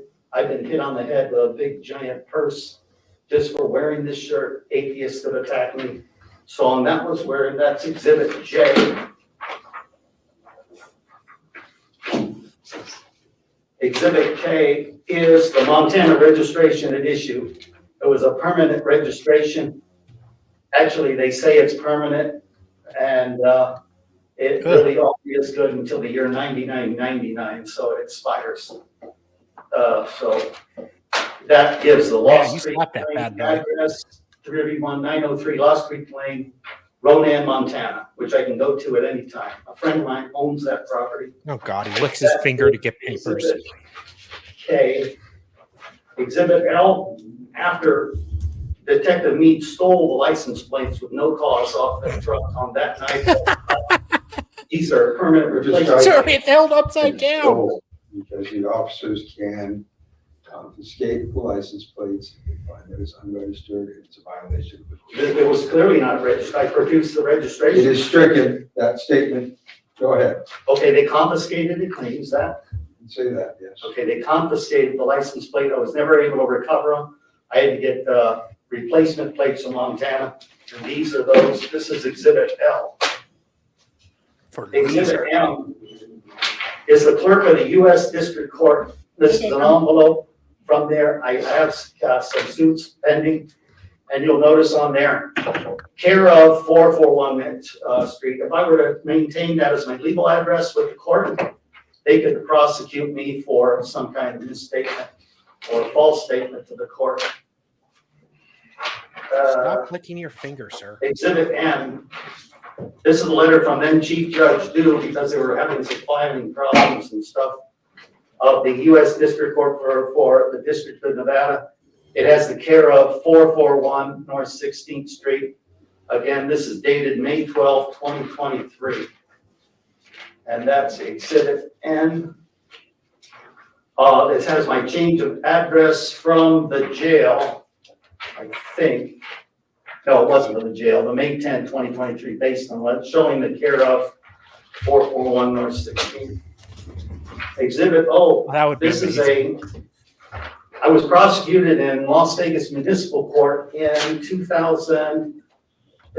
Ticket started in 2013. I think you're saying Sal's channel because you actually want him to be physically in Sal's house. Oh, Jesus H. No. Yeah, that's why you said his channel, right? Because Jesus he's H. in Arizona, Christ. right? No, this is a one-person stream. No, I think that's it. Jesus. I wouldn't be surprised. Hello, RMR 57. I wouldn't be surprised if Law Talk with Mike might have had him on because he's covered him a lot. In fact, Mike had this trial on just yesterday, just as it was premiering.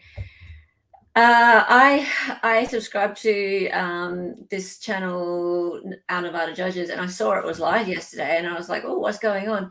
And it was premiering this trial, and I was like, oh, "I've heard of Kim Blandino before," and then I searched it up, and Mike was streaming the trial. That would be good like, to have an interview. It would, yeah, it would be good to have an interview if you could get a word in, maybe. Yeah, there is that. But I think it'd be much better to do an in-person interview, Dolly. Oh, bite me. Definitely, yeah. No. I think that would be what it would take for me to hand this over to you. I hate you so much. I hate you. Yes, J-Rock. A one-on-one sit down in person. Yes. That's what J-Rock was talking about. Yeah, I thought that was what he meant.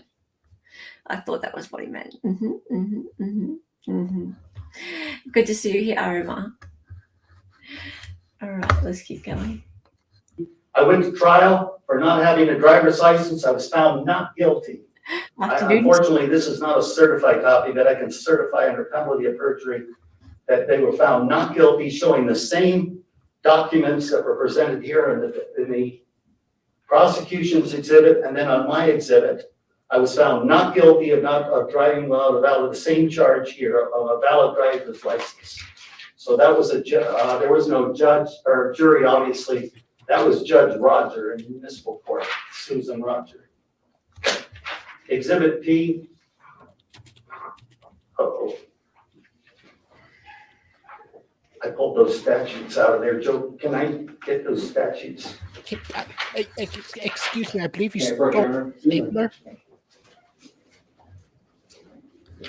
Do you have my stapler? I need my stapler.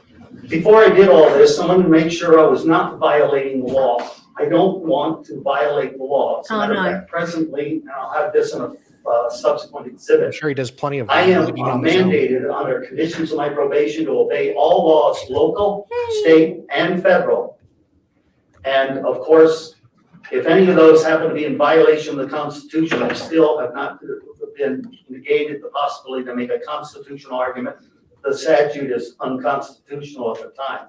But if it is constitutional, I'll obey it. Before embarking on all this in 1993 and throughout the years, so I've studied the law carefully from the 80s on, I have studied the statutes and that are relevant to this very issue. NRS, this is one of the statutes I researched, NRS 293.487. No person may gain or lose residence by reason of her presence or absence while, skipping down to 3, an inmate of a public institution. So on that. Let me stop you there, Yeah. because these are arguments for whether or not he's guilty. This is not an argument. This is what I studied, Judge. So that's not relevant. Isn't that It's foundation? not relevant at this point. That is an argument of whether or not the state has met its burden or whether or not the case should be dismissed. Okay. This is testimony today regarding whether or not you were driving on a motor vehicle on the highway which the public has access to, where you were not in possession of the valid driver's license or valid driver's license, and your vehicle was not registered on September 16th, 2022. That is what we're focusing on. And my testimony. These other arguments are legal arguments. Mr. Gersten can make those arguments at the time of the final argument, all right? Okay, but Move on from there. my Move testimony. on from there. My testimony. Move on from there. I am moving on. All right. My testimony is that that is not my legal residence, 441 North 16th. That's a My legal legal argument. residence. That's a legal argument. We'll move on from there. Well, it's a matter of fact in my mind. I understand. That's an that. argument. That's a legal argument that Mr. Gersten. It's a matter can of be fact making. in your You said that mind. You were on probation or parole. Okay. Yeah, or I'm sure the required hamster to stay in the wheel Nevada. considers it Proof of important. that, and that would then go to the argument of whether or not you were able or required to have a registered vehicle. All right? Okay, well, these statutes that I copied from the NRS, that would be Exhibit P. It is. It looks a bit like a cravat. Yes. Exhibit Q, after we left the court last Oh, night. God, he's in in this QAnon. bifurcated trial, I went to get parole probation to see if there was any out-of-state travel Trust permit, the which I was plan. granted an out-of-state travel permit. And in the reasons they said, Donald Trump is still states president. here, let's see, to escort a friend, part of religious beliefs. So that would be Exhibit Q. That just shows that I have to have written permission in order. This to guy is leave Q. the state. This guy is Q. This trip ended up not happening. She didn't have to go, but she needed an escort. She asked for an escort, and I was going to escort her despite the risk of going out of state. Yeah, what is he saying? I think there was some false testimony or misleading testimony. Objection. I need State to the rebut. objections as to any testimony given. You may testify. I'm as to rebutting what you want to say. testimony. This is not time for you to rebut. And you give testimony regarding. Start building a the box issue for it of soon. Driving without a registration or no valid license on September 16th, 2022. Okay. Well, Exhibit R is an order to travel out of state, which I did go see my son get his PhD, and this was granted in 2021. So I Education wasn't system is here really all that dumbed down. time. I did get permission to travel.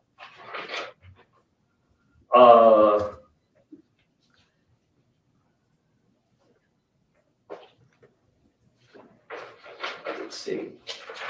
Exhibit S is the NRS, which I studied on foreign public documents and me being able to authenticate foreign public documents, which my passport there is included, which will be a further exhibit.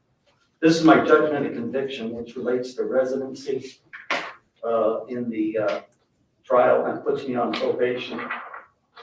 This was the conviction, July 12, 2022.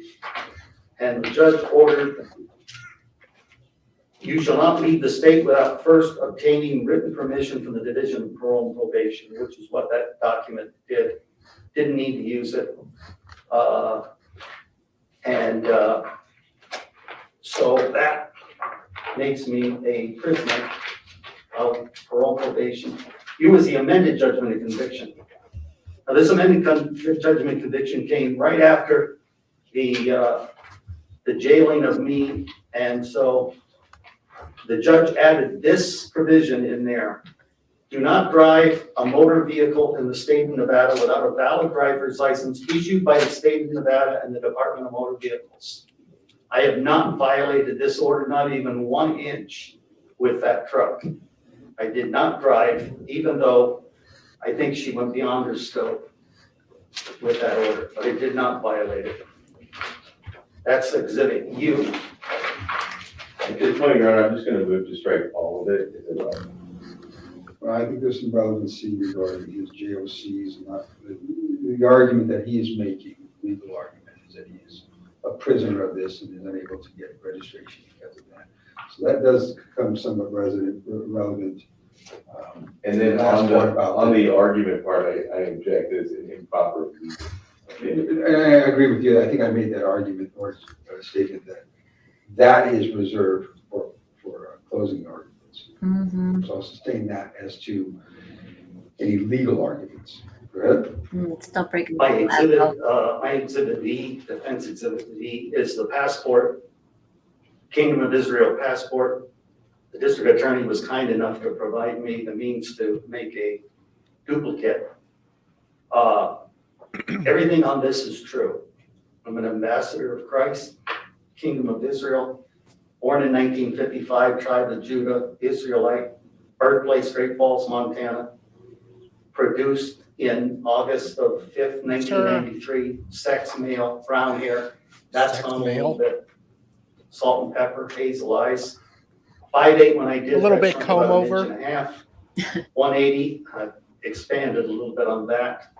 And my name, the ambassador, My penis signature size is bearer, 4 inches. that's a picture of me back in 1993 with the Star of David with the crucifix on the inside of that. It has the authorization, which is coded to show the address, 1993. Speaks about vaccinations, which the scriptures prohibit defiling the temple with vaccinations. Then it has the driver's license. In the French, it's permis conducive. So this is the out-of-state driver's license or out-of-country driver's license, state, country. And so this has been presented, that exhibit that I had there. What exhibit number is that? Huh? What exhibit number is that? Oh, it's exhibit V. V? V is in Victor. V. Mr. D is in Mr. douche. Dixon, you have that copy? I don't have copies of any. But the court's actually accepting his. This was a prosecution exhibit as well. A picture of it in any way. Sir, Picture of this. this is And I just court, wanna not figure out, kindergarten show and believe tell. The state entered that as an exhibit as well, so this may be duplicative. but Oh, one of the okay, so the state prosecution edited it as well. Exhibits. I'll testify out there. Photographs, I think, that were of the. Now you see, class, this is my blue passport.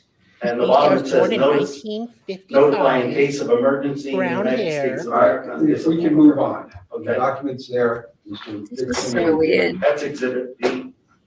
Stop licking your fingers. Exhibit W, this is also one of the Thanks, Gabrielle. prosecution's God, I hate it when people lick their fingers to go exhibits. through papers. was the certified dismissal in Boulder City. Dad does that. It drives me And crazy. the city attorney at that time was Gary Booker. I think the judge has been around, Michael Dickerson, know that he's a former district attorney for Oh my God. this county, but he was a city attorney then. He said, Mr. Blandino, I'll dismiss these charges, except for the license, just fax me a copy of your driver's license, and it shows in the prosecution's exhibit as well as this, that's a fax page of exhibit V that shows the driver's license, my picture, and that's what I faxed him, and he did in fact dismiss those charges, and they certified, I got a certified copy of that because God told me that you're gonna probably need this at some point Hearsay, in Your the Honor. future. That was What my God told belief. me. Really move on. Supreme Court of the United States, this is a letter that I just got care of 441 North 16th. That's how they address me here, because I can't leave the state without permission, and so that's exhibit W.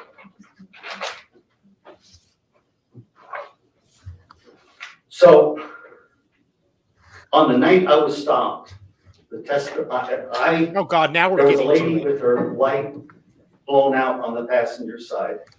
So I tried catching up to her. Dead and hooker in the everything. It was trunk. at the stoplight, it was red. I got out of my truck. That's This is all on true. the body cam footage. I got out of my truck I wanted to warn her because I didn't warn her and she got in an accident, killed somebody. God would call me to account. Hey, Ernie. If she got in an accident, I I know. did my best to try and stop it. It was on the way home. It was the third light out on a vehicle that I saw, and I was able to warn one of the prior two vehicles that they had a light out. So when they saw me, they made me turn off. Their Martinez and Neeson were not even going to give me a ticket. They were going to give me a warning. Then they said, "Well, get a ticket." Then Officer Meade was they put This is a the ticket story he on the tells when he computer pretends and he used lost to his show up. virginity He and how it testified at happened. my prior trial. This guy, in my opinion, Objection, Your Honor. Well, Rounds. we're getting into 48. the opinion, sustain the objection is the opinion of, you can testify as to what occurred, or what happened without giving an opinion and why the officer was there. Okay. They were going to let me go on this, issue a citation. He got there and he ordered these people around and ordered to arrest them. The passport, driver's license had already been put away. He said, "Wait a minute, what did he present?" "Oh, I want this guy arrested. I want his," this is what he said directly to me. "I want him arrested. I want his probation, a hold put on him by probation because of this felony." And these two young officers, Martinez and Neeson, they complied with that in just about every respect.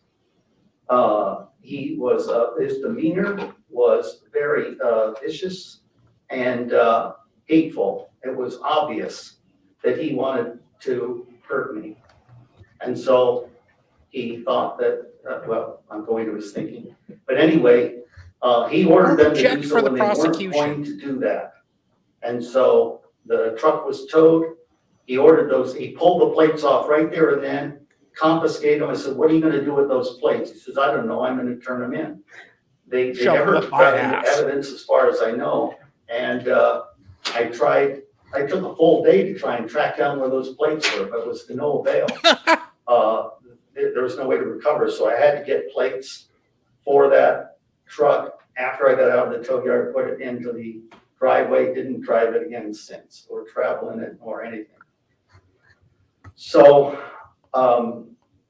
my legal residence is the Kingdom of Israel.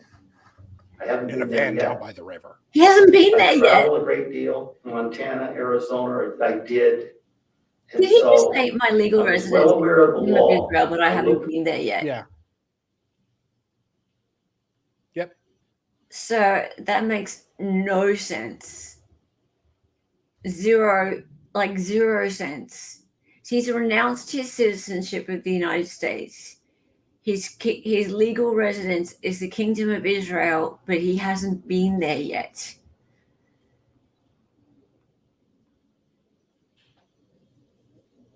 Right.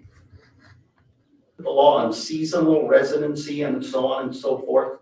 And I determined that without violating the law, as long as I leave the state even once per year, that I could maintain a legal residence somewhere else.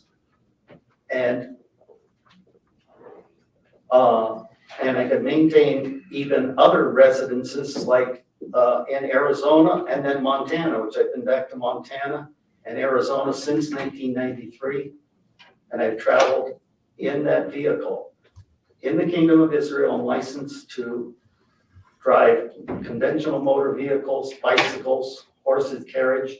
In this state, I've driven. He does. Backhoes and construction equipment on the road that don't go at 35 miles an hour with the orange triangle, for which a driver's license is not required at all. With an orange slow-moving vehicle triangle in the back of the backhoe on highways, Highway Rancho 95, and not on the freeway. They won't let you go that slow on the freeway. So I used to have a Nevada driver's license and I used to have an Arizona driver's license. So, but Wait, so he's saying that if he moves around enough, that he cannot be a resident of anywhere. Thankfully, he's okay. So he's not a resident of Arizona. Thank God. No, he's not a resident of anywhere.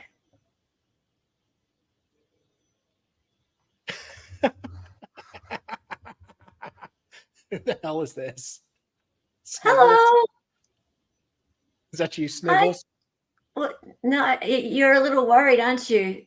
Because it really could be Kim. Hey, Kim. Hi. Hi. Is it my voice you don't like? Well, it might be. It might be because you were doing dramatic readings earlier. Yeah. So, hello. Well, I still Welcome. wanna- Welcome to I would chat. love to interview you. Yes. Actually, Kim, since you're often in Arizona, in fact, you ever go to Mesa?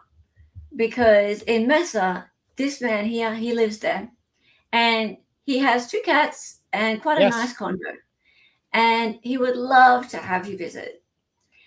So J-Rock actually suggested that you could come to his condo and come there for a nice one-on-one interview, not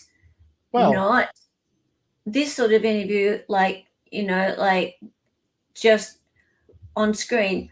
I mean, actually a one-on-one in person. Well, let's do interview. it first.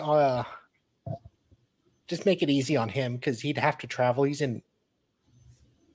No. We know you're here often. Oh, you have been in Mesa. I'm sure you've been in Mesa. You travel a lot. So yeah. Look, I've heard that Legal Vices wants to meet you, but no. No. We got in first. So no. Yep. So hello, Kim. No. What's this 1992? Oh, he was in Mesa in 92.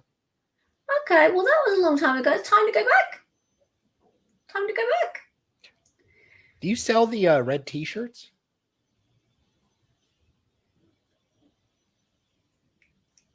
Cannot travel outside the state without permission from probation. Oh, that's right. You're on probation right now.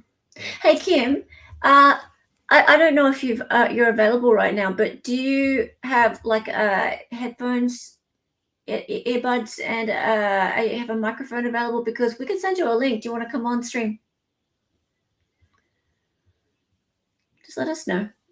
Yeah, definitely. Yeah. You're welcome. Welcome to come on right now and have a bit of a chitty chat. Watch the hearing with us, the trial with us. We haven't seen part 2. We don't know what happens, so no spoilers though.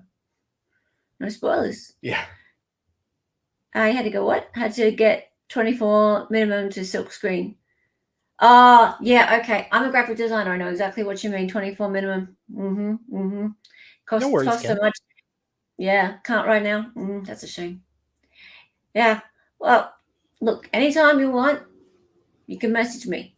All right. So there is if you go to my about page, in fact, mods, if you want to chuck my socials.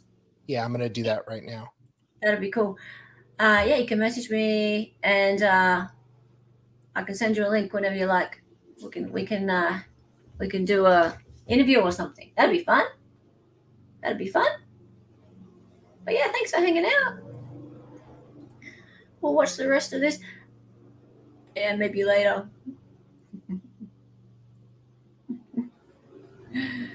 Oh dear. Yep. But yeah, thanks for hanging out, Kim. We think you're a snazzy dresser. Definitely. But we are interested in why, if you want to just answer this, right? We are interested in why you consider Israel to be your place of residence. Yes. But you've never been there. Israel. But you've never I'm been just there. curious, but yeah. Oh, I'm an Aussie, by the way. Yeah, Australia. I'm in Arizona. I don't think he's asking about you. I'm an Aussie. I'm all the way over in the other side of the world. And for me, it's Saturday morning. Yes. So I'm in the future. So there you go. You've made an impression all the way over on the other side of the world, Kim. There you go. Good job.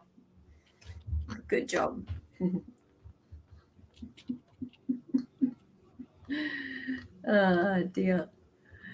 Yep, made an impression. All right. Well, we'll keep watching, and you can provide any commentary that you like. Yes. Salvador's accent is Arizona.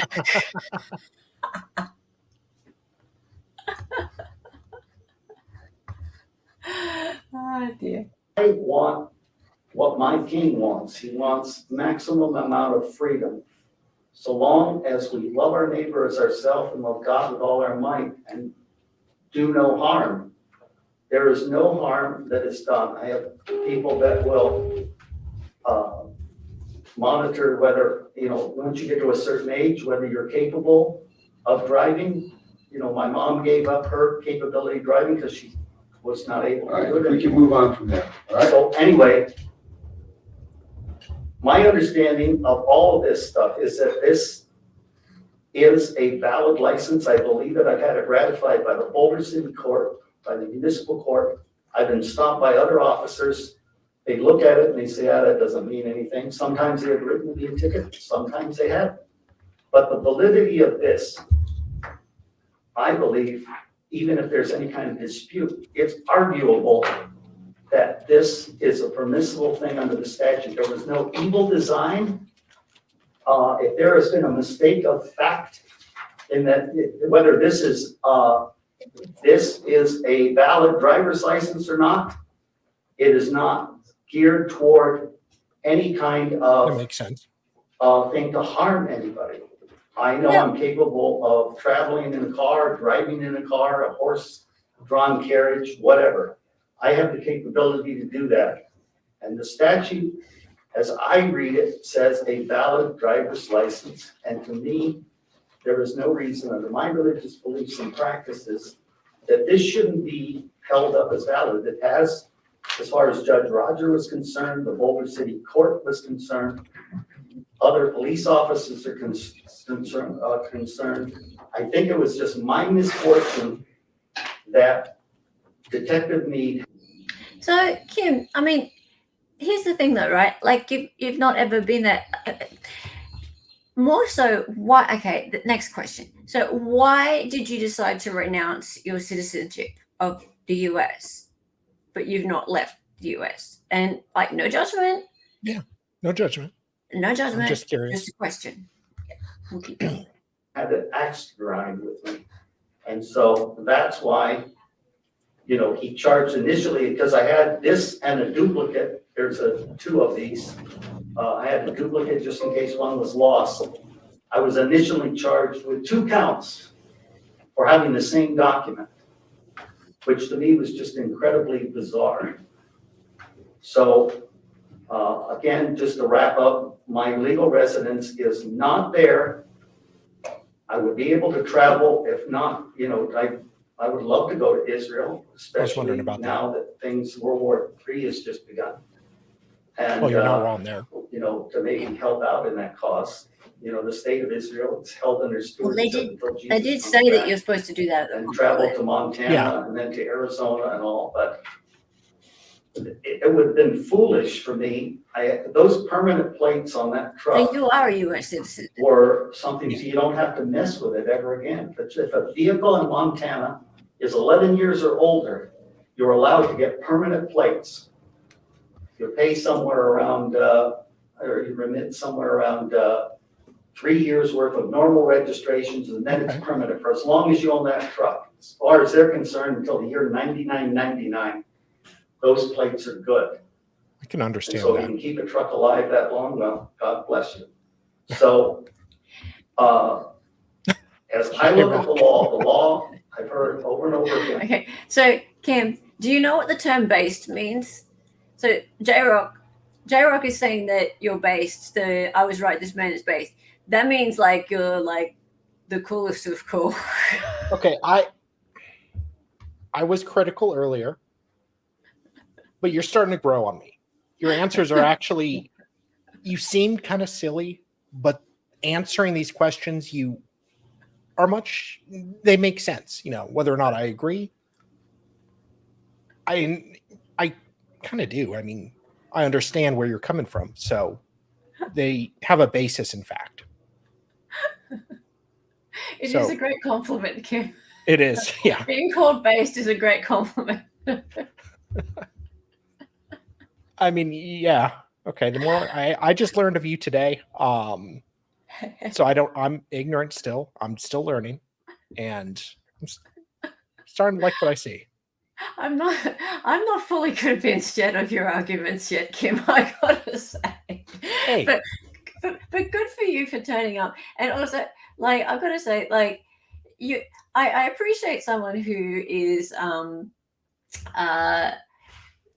who believes in their convictions and is willing to get up there and speak for themselves. So, and it takes a lot of guts. It takes a lot of guts. Right. So residency is not just where you are, but where you intend to want to be. Okay. Yeah, Memsy, this is Kim. This is Kim talking to us. Absolutely. Yeah. All right. So what's this? I'd like permanent. It's like permanent registration. My car is a 2008. What kind of car? Toyota Yaris. 0 problems with it. Just had to replace battery. Interesting. Okay. Let everyone know that we've got Kim here talking, guys. Share the stream. Yeah. It's interesting. Throughout my whole life, the law is meant to be used as a shield, not a sword. So I constructed my affairs in such a way that I could have a maximum amount of freedom without harming anybody in any way. You know, as the expression's growing up, you have the right to extend your arm, but it ends at somebody else's chin. And so this is the creed, and this is what my king teaches. Love God with all your might, and then love your neighbor as yourself. And that's what I've done in trying to stop that lady from driving with a blown out light. It could have stayed in my truck, but God would have held me to account if she got in an accident. And I had a chance to prevent that by letting her know, hey, pull off the side of the road, you got a bad headlight. Almost got hit by a car one time myself because I thought it was a motorcycle going down the road at night, and it turns out it was just a car with a burnout headlight. Almost walked right in front of it, right into that car coming through a crosswalk. So I live by the scriptures, the 10 Commandments, the New Testament, and there's just no reason that this can't be. I remember something about that. What I'm doing here. Wait, pause. I would love to have been maintain my citizenship. Yes, you are right about that, Kim. Chile needs anger management. Okay, Kim, you're growing on me. You're much more reasonable than I expected. I'm honestly, you're really growing on me, dude. Wow.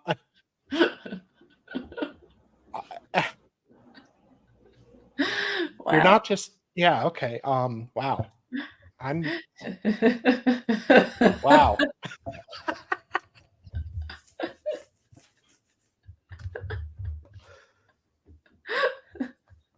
Wow. His intent to go to Chicago was enough to make him temporary in DC. Wow. Okay. So what, Darling, can you please explain what Kim was just talking about regarding this thing with the I believe Rahm Emanuel? When he was I don't remember what he was to Obama, but he was up in the administration living in Washington, DC. But him and Obama, I believe, were friends back in Chicago when he ran for president and became president. So he moved to Washington, D.C., but technically he still maintains residency in Chicago. And correct me if I'm mistaken. Okay. All right. Interesting. Wow. Okay. Right, let's keep going. Citizenship of the United States if possible, but God called me to do this. And so. All right. Thank you very much, Mr. Blandino. I need to get some water. I'm getting caught now. So do I. Mr. Dickerson, the cross-examination, and I'll allow you to. Thank you, Your Honor. If you can get him some water. You want to grab the exhibits while he drinks the water? Yeah. Here, let me gather them up. You're good. No, No, you're good. Thanks. No, you're good. Thank you. People say that's good and that's not good, then we drop something.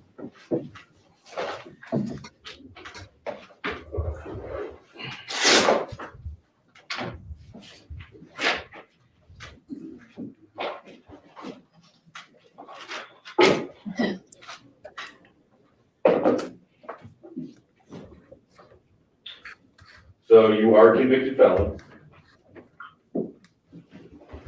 Which one? What are you referring to? Tell me. I'm sorry, I thought you were asking questions. Question is, are you a convicted felon? One's convicted, All right. And when was that? 1994 or 5. Okay, so you're convicted of a felony in 1994 or 5. Yeah. You were also convicted of a felony in 2022. That conviction's not final though yet. It is final conviction, subject to a definite conviction, which you actually have included here, right? No, a conviction's not final until the appeal's decided and the appeal's still pending. Strike is non-responsive and is improperly. Do so. Do you have a JOC on this? Was Ram Mayor? I put that in as exhibit if you want. It's You got a JOC on the Yeah. exhibit? He moved it in. Oh, Yeah. the court. He's allowed tried. it. All right. Yeah, he's here. But I may speak, Judge. Hold on, no, not right now. You're gonna cross again. Okay.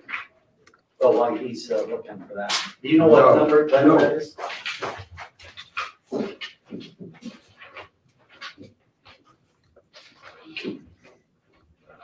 The exhibit T is the judgment and exhibit U is the amended. For speed's sake, I help you this way.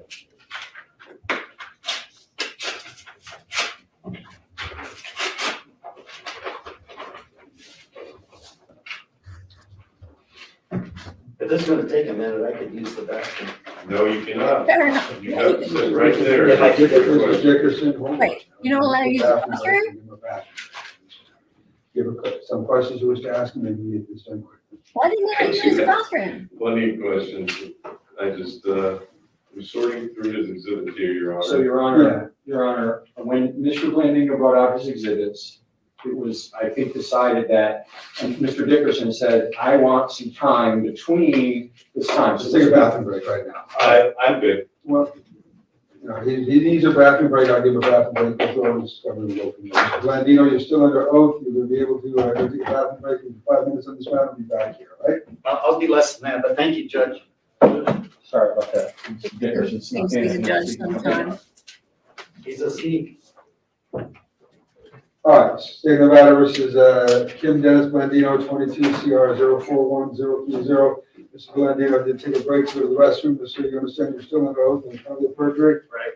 All Hang right, on. Mr. Was that Dickerson. Pearson telling you that you couldn't use the bathroom? Defendants proposed U and T. What the hell? These. What a prick.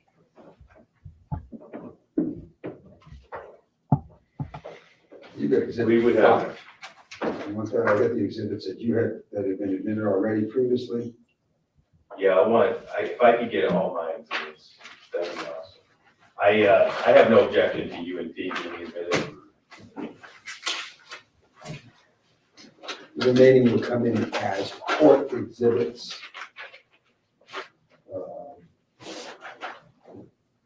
No. So I think let's just clear that up. I think Judge did allow a break. Dickerson is the prosecutor, and he said no to a toilet break, didn't he? And Kim, correct me if I'm wrong. The judge did allow a toilet break, but because you said, I'd like to take a bathroom break if I can, and didn't Dickerson go, oh, no, you can't? What a rude thing to say. How ridiculous, of course. Like, you've been sitting there on the stand for how long, an hour or whatever. Yeah. And like, yeah, as you said, Dickerson thinks he's a judge sometimes. How ridiculous. And the judge like there was a break there. You could see where out of our judges had stopped it, and there was a cut, and then the judge came back and said, "Okay, so we're back from break." Yeah, he did allow he did allow it. Dickerson is arrogant. Yeah, of course. That's ridiculous. Why on earth wouldn't there be an allowance to just go for a bathroom break? Stupid. I've seen it in other trials. I mean, lawyers have asked for a bathroom break. No, it wasn't the lawyer. Kim asked for a bathroom break. And Dickerson said no. Dickerson said no. Well, Kim, I wasn't going to bring up that point, but it did occur to me. And yes, I mean, older men do have to use the bathroom more. Hello. Yeah, exactly. It's, yeah. Yeah. This is crazy. And thanks again for being here, Kim. This is really interesting to have your side of the story here in chat. Yeah. I wish you could be here on screen, but that's completely okay that you can't. Next time. In fact, what we might do is, because I don't have time today to screen part 2, but we could make a time to do it over the weekend. If you wanted to come and be on actually on on stream with us, we could make a time and we could watch part 2 and you could be on stream with us. That would be cool. And we could do that. Maybe we could have David or Sean with us. Oh, hello. Mr. Broker is here. How are you? Okay, I guess we'll see. Okay. This is Mr. Attorney Andrew Branca is here, criminal defense attorney, and we have Mr. Kim Blandino on the stand. Have you heard of Mr. Blandino before? I've never heard of him before. I did see like a micro clip of yours on Twitter earlier today. That's the first time I've ever heard of this guy. I know you compared him to Chili. Douchebag, whatever that guy's name is. I can never remember. But I have to confess. So how are those shows about Chili doing for you? Are they good? Do they get an audience? Yeah, people like watching Chili, just because Chili is a bit crazy, But this guy here, honestly, he's not like Chili at all. No. We misjudge. So, but the thing that's different about Kim, and I never really thought that Kim was going to be the same kind of personality as Chili. Yeah.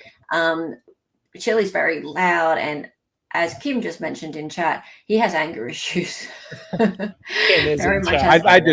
can't watch anything to do with Chili. I know he must be entertaining and such, but I just find him such a douchebag. It's so unpleasant to be exposed to him. Yeah. Absolutely. But the thing with so what did Kim say? Can we do a Zoom camera and audio? Yeah. I'll let you know how it works later, Kim. It's pretty easy. It's a little bit like Zoom, but I just send a link and you just need some earbuds and a microphone. It's pretty much the same, but you just need some earbuds. Anyway, so yeah, basically, Mr. Kim Blandino, he has similar ideals in that he believes that he's not governed by the same laws, right? So maybe Mr. Blandino, he's in chat. He could tell you that he's not he's not living in a certain state, so therefore the laws of that state maybe don't apply. That said, Mr. Blandino does not have like a YouTube channel where he's trying to sell a trifold or something like that. So he's not trying to denounce cops and that sort of thing. He's not like a First Amendment auditor or anything like that. Yeah. What's this? 8 USC 141A2 is loss of nationality. Okay. So yeah. Hey Murph, good to see you. Chili is full of beans. Absolutely. No tie branca today. Absolutely. Well, it's Friday. Although I'm working all day tomorrow. Of course.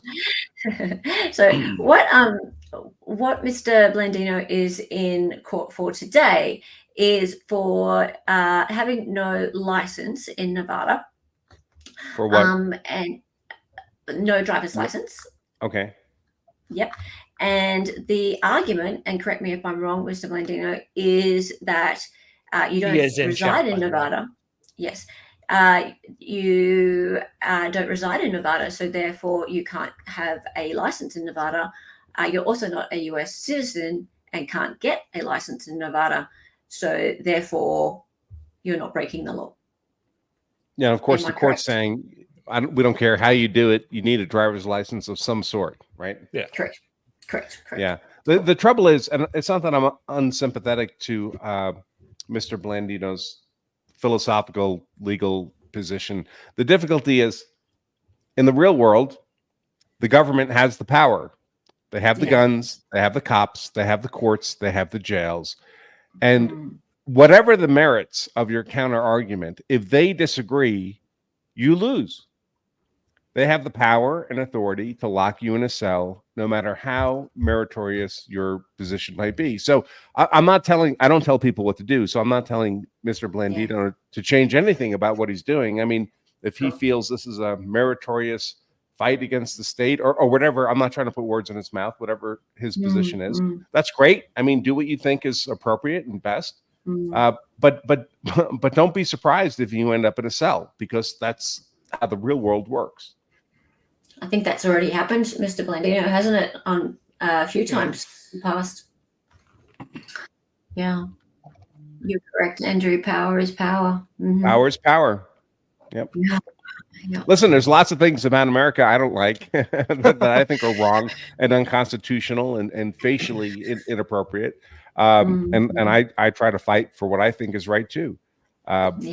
But we can't forget that ultimately, the person with the biggest gun wins the fight, and that's generally the state. Indeed. All right. How are you also, Andrew? How am I? Yeah, how you going? Oh, good. I have a big a full day class I'm teaching tomorrow, so I've been. Oh yeah, it's tomorrow. Yeah, focused on Has that. registration closed? No, it'll be open up. I think up to the last minute, but we got hundreds of people in there, so it's nice. Yeah, it's we do it twice a year. It's like me talking for 7 hours, so it's always an exhausting experience. But a great joy. I love it. Yeah, you like talking. I do. How can you tell? All right, let's keep watching a bit, and if people have questions, or if Kim has any comments along the way, or you do, Andrew, anyone in chat, let's keep going. Thanks for being here, Andrew. Blandino, it's your time to answer questions, not ask questions. So, can I proceed, Your Honor? You may. So, Mr. Blandino, when was it that you came to Clark County, Nevada? The first time? The first time? Yeah. Trying to think. I know it was 1963. How old were you then? Either 7 or 8. I don't know what month it was. That's what I was trying to gauge. Okay. And how long did you stay that time? Well, I was 7 or 8 years old, as long as my parents did. And how long was that? I don't recall. Did you ever leave? Yes, all the time. Okay. I traveled. I told you I traveled. And so when did you actually come to stay here for a significant amount of time? What define here? What's here? Clark County, Nevada. Is Clark County, Nevada include Jean Prison, Indian Springs Prison? Yeah. It does? Okay. Yeah, it does. Does it include Lovelock, Nevada? No. It doesn't include Lovelock, Nevada? Okay. That's more complicated. It was when I was in prison from the 90s, I was moved around a lot. And were you residing in Clark County when you were in prison? No, not according to my understanding of the law. When that case occurred, that was in the 90s, right? Yes. You had 2 children here in Clark County, Nevada.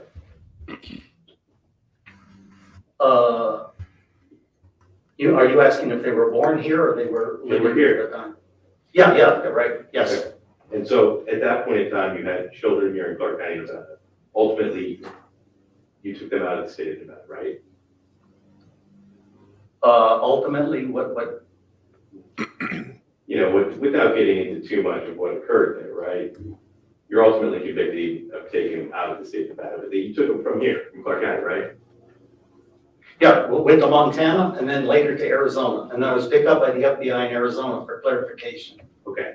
You come back to Nevada, you're ultimately convicted out here. You reside in Nevada. Not my legal residence, no. Okay. How long were you in Nevada from that point? From the time of your conviction and being sent to prison in the 90s? Are you talking about the time I was brought back? Talking about it all the time. Well, that's not all the time. I can't understand a question like that. So if I can clarify, I'll flesh this out for you. When I was brought back by the FBI here, I was put into the Clark County Detention Center, okay, for 28 days. So my understanding of the statute was it didn't change residency. So I'm not a resident when I'm in jail. I'm asking you, how long were you in Nevada? What were the years that you were incarcerated? Do you remember the month and years? Let's see, in 1993. Hey, Hella, can you pause a minute? You were incarcerated for 28 days. So why is he in court now? Is it over not having a driver's license? Correct. In And Nevada, when did that happen? Like sometime in the last couple of years, recent history? I have a document. Hang on. This Keep trial going. was yesterday or the day before. Yes, but when did it happen is the question. And you could answer that yourself, Kim, if you want, but I'm about to bring up the document as well. I mean, just a ballpark is. Yeah.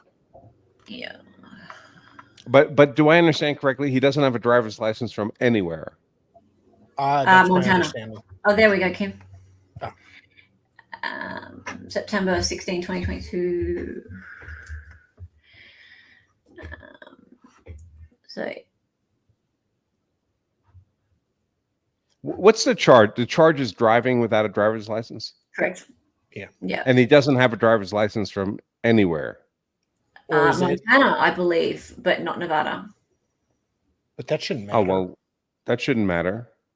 There's So I a don't- 50-state compact for driver's licenses. So Yeah. If you are from So all he California. would have to do is show his Montana license, and it would be valid in Nevada. Yeah. Oh, sorry, no, sorry.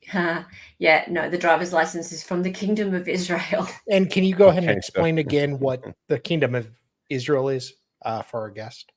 I presume it doesn't mean actually Israel. It means something else. It Where can't be Jesus because will be. You come back. haven't been to Israel, so it can't be. It can't be that, right, Kim? Yeah. The registration is in Montana. That's why I got mistaken. Okay. Yeah. Okay. Truck is permanent registration for Montana. That makes sense. That makes more sense. So the truck is good, but you need a driver's license, registration, and insurance. Yeah. 3 different things. So the driver's license is independent of whatever the registration might be. Yeah, I got new plates from Arizona. Right, that makes sense. Okay. And apologies, don't know why the documents are not easily available for me to get, but anyway, you would think. So, I mean, here's the problem. In America, you need a driver's license to operate a motor vehicle on the public roads. And we really don't care where it's from, as long as it's from, like if it's from any other U.S. state, you're good to go. We have a driver's license compact agreement between the states. If it's from many foreign nations, no one really cares. Will recognize the driver's license, but it can't be from an imaginary nation. It can't be something you drew with a crayon, like Australia. Because the state wants to be able to hold you accountable for violations of their motor vehicle laws. So you need to have a license for identification so they can give you tickets and all that kind of crap. And you can argue if you want that that's a violation of a fundamental natural right to privacy and travel and I guess there's all kinds of arguments you could make, but the government doesn't care about any of those. No. So if you're showing up in court and saying you can't show another state's license or the license of any government recognized by the United Nations, and it's some imaginary kingdom of Israel, the court's going to conclude that you don't actually have a driver's license that's operative in any meaningful way. Jesus or his kingdom is not imaginary. And that's the thing, though, right? Like I believe in Jesus and his kingdom, and you do too, Kim. And I understand that you and I both believe in Jesus' kingdom. Yeah. Okay. He did not issue your driver's license. Yeah. The U.S. government. The U.S. government does not. Is the point? No, exactly. That's the problem. That's their problem, but it's their country, and they make their laws. Yeah. Getting an international driver's license is easy, but may not work in every country. Yeah, it might not, but I can tell you, I've operated motorcycles all over the world. I've never had a problem. Oh, that's fair. Yeah. Yeah. And mostly you don't need I was an let out international driver's on- license. Yeah.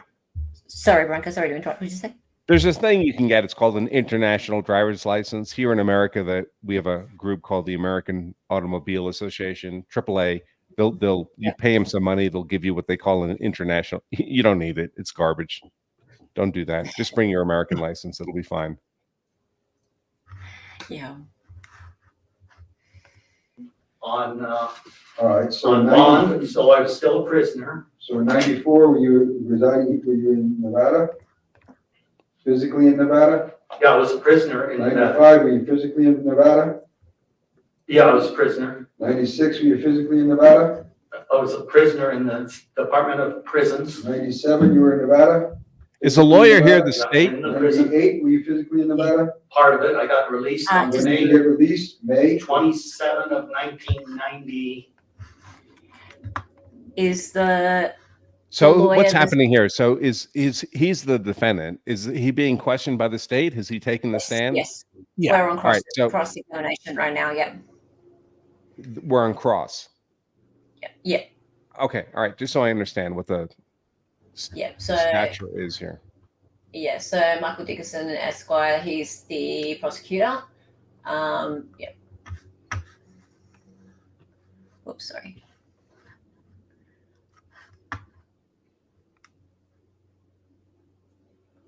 We are on cross, aren't we? Yeah. Yeah, we are. Yeah, we're on cross. Because he. Now we're on cross. Yeah. Yeah.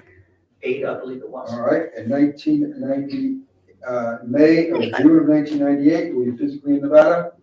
Not the whole time I traveled. Where did you maintain your residence? I maintained a residence in Arizona, and I maintained the residence that I went when they took the kids. Sorry, Mr. Dixon. In Montana. I maintained those residences, but neither one of those residences was my legal residence. All right. My legal residence was in the Kingdom of Israel. Okay. Okay. Thank you, Your Honor. And so one of the places that you were residing was in Nevada. But not my legal residence, right? Okay, so you're residing in Nevada, 1998, you said, right? Yeah. 1999, you're also residing in Nevada. Traveling, all one time traveling. You were also residing in Nevada during that time? Maintained a residence in Montana that I testified to and gave exhibits on, and in Arizona, and then I traveled extensively. Okay. Yes, prosecutors are commonly arrogant prigs. Yes, that happens quite a lot. We see many of them, Kim. Yeah. We can all agree on that.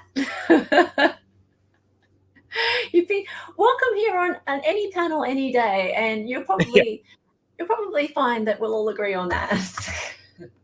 Most recent conviction, you weren't on parole, right?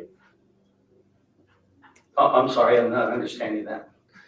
So before we talked about your recent conviction, we moved the judgments of conviction in, right? I had no objection to those, right?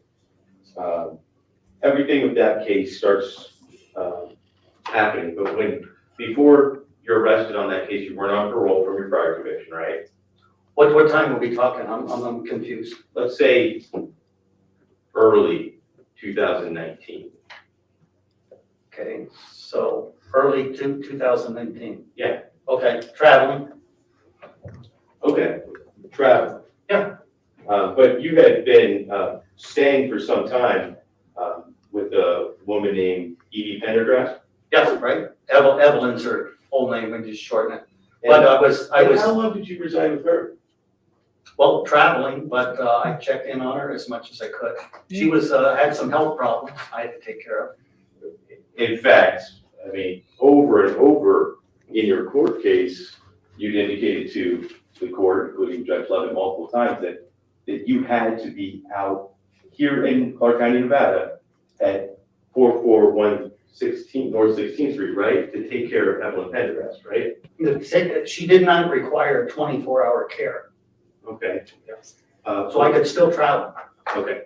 How much care did she require? Well, it depends. I mean, it progressed to where she required more care near the end. How much care did she require? How often did you have to care for her? Well, as you know, from September. By the way, to this October, prosecutor is I couldn't not a get good any care. lawyer. He's not a good lawyer. He's not asking good questions. He's not advancing his narrative. I don't know what he's doing. He's not very good at his job. Well, I mean, and also, like Murph is saying, why are they doing this line of questioning? What does it matter? Why does it matter where he lived and when? Well, I mean, I guess he's trying to get to the point of that he needed a driver's license because he lived in that state, right? Well, you could just get there. I mean, asking, this woman you're taking care of, and I know nothing about this case, of course. Yeah. But, how much care did she need? I mean, what kind of objective measure do you expect to get there? Like, well, she needed 63.3% care. I mean, you're just going to get a subjective response. And how does it advance your narrative? It's pointless. How does it help your case from his side? Right. Yeah. Well, I mean, I'll tell you something. I watched this and he's getting there and it's kind of rude. But yeah, we'll see. Because I was Of what incarcerated. year? Huh? Of what year? Oh, September of 2022? When was I arrested? September 2022, the year is blended. Yeah, 2022 to October 31, I was in the Clark County Detention Center. So before May of 2019, how long had you been staying with Miss Evelyn Pendergrass? Traveled and then would always. How long had you been staying with her? I don't understand the question as phrased. What don't you understand about it? It's a very simple question. How long had you been staying with Evelyn Pendergrass? What do you mean by staying? Staying at her residence at 441 North 16th Street. Off and on, I traveled. I told you that. You would agree that 441 North 16th Street here in Las Vegas, Clark County, Nevada, was originally Evelyn Pendergrass's residence, right? Exactly, that's true. You would agree that at some point in time, you took control of that residence, right? No. Oh, so would be your testimony that you in fact. Wait a minute, what's some point in time? Are you saying prior to death? Prior to death. Okay. Prior to death. What do you mean by take control? Originally, that property was her property, right? I'm asking you. These are fair questions. These are. Originally, that property was her property, correct? Yes. Okay. And then at some point in time, you took part in a transaction to sell that property to a foreign party and then lease it back from them. Is that right? What do you mean take part in? I don't understand that. You took part in that transaction, right? What do you mean take part in? I don't understand. You actually helped execute paperwork. I helped Evie with the paperwork, yes. Okay. If you want to say it that way, I helped Evie with the paperwork to sell her house to another client. Yet, you were still living in the house, right? Even after the sale. And traveling. And Evelyn Pendergrass was still living in the house. Right. And about what year was that sale? I'm sorry? About what year was that sale? I don't recall precisely. Okay. Before 2019, right? Yes, it was definitely before that. Okay. So you helped sell Evelyn's house out from under her and helped lease it back. Oh, no, I'm sorry. What? What? Object. that I don't know, right there. Your Honor, but the characterization of you selling it out from under. Good objection. That's inflammatory. I'll sustain. Okay, so you Please sell. don't do that again. One. We just, Put your Please, finger all down. right, all right, enough. Yeah, no, that was Wow. contemptible by the prosecution. That was shocking. Sell it from under her? What? Wow. Yeah, when I watched that the first time, I was like, are you serious? That I hope there's an objection. Oh, good. Whoa. I have to say, heaven forbid I'm ever being prosecuted. I hope I have this prosecutor. Yeah. He's just really not very good at his job. Wow. Wow. Yeah.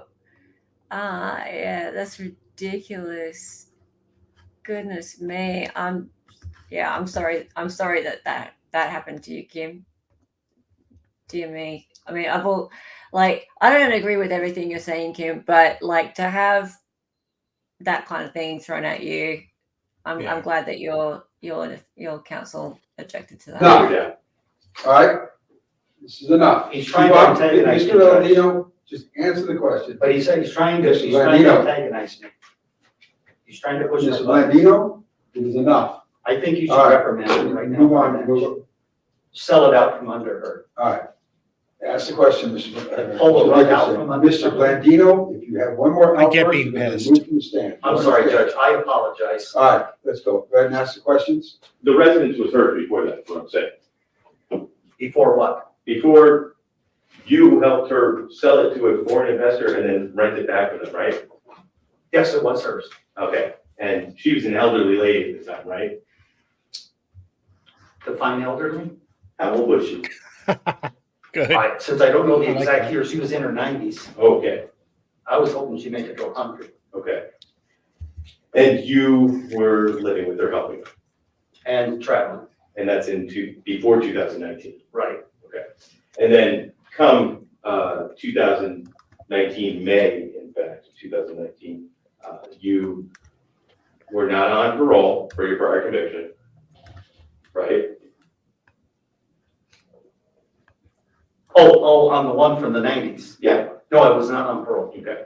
You're not on probation. Right. Okay. And you're maintaining a residence over at 441 North 16th Street here in Las Vegas. As well as the one I'm maintaining in Montana and the one I'm maintaining in Arizona due to my traveling. So that's a yes, right?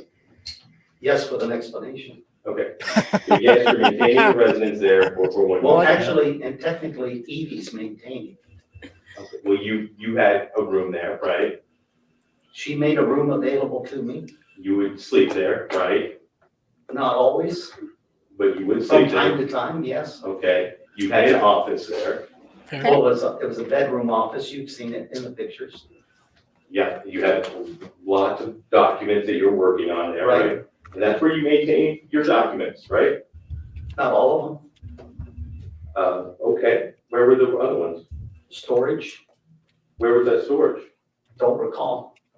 Okay. You I don't have- know I had some things stored at my son's place where he's staying with his grandfather. Okay. And, in fact, you had been staying over at that residence for years before May of 2000. And traveling, And then ultimately in May of 2019, you're ultimately arrested, is that right? prisoner from that point on, Okay. And till today, actually.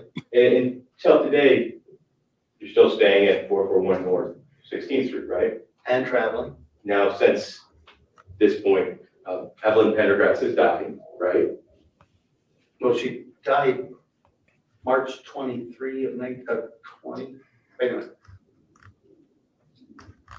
It's been 1 year, March 28th of 2023.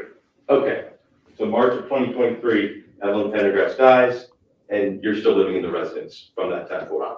I'm the executor of her estate, I still have things I have to do for her. And you knew the She's day got she died. tons of stuff in that house that I have to maintain and take care of as the executor. All right. Okay. So you had discussed with the court, or your counsel had, this document from the Nevada DMV, notice of denial or disqualification. Is that right? True. You would agree that this document indicates that it's to inform you that you do not qualify to receive driving privileges from the Department of Motor Vehicles for the following reason: unsatisfactory documentation to receive driver's license, right? That's what they put down. Okay, and then they indicated there several things. You would agree those things include no birth certificate. Can I take a look at that again? On my memory of what they wrote is not 100%. Yeah, bro, Jones. He's very specific. I like that. You just It's like you've done this before. You want me to repeat? Yeah. No, I'm just asking a question. Okay.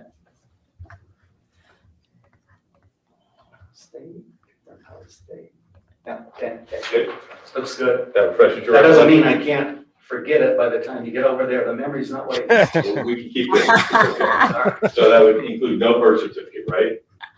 Did they put that on there? Yep. Oh, okay. No passport? I don't think it says no passport. Jackson, you want to stand up there and read it to him? Yeah. Because Yeah, because I think he's just read hold a little on, trace. Mr. Blandino, he'll read it to you. It's an exhibit. Are we moving this into evidence at this point? Sure, we can move this in. This does not say no What is this? passport on it. What exhibit is this? Oh, I'm sorry, it does say, no, I'm sorry, I Or not. apologize. It does What say is no it? birth certificate.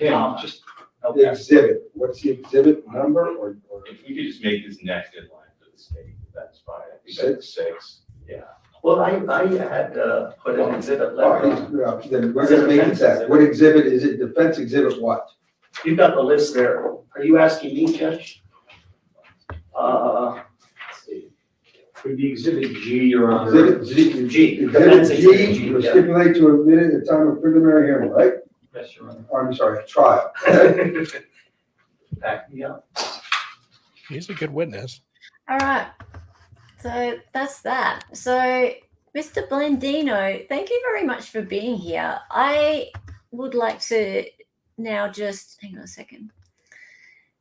Oops. I'm just going to edit this. Boop, boop, boop. So, that's better.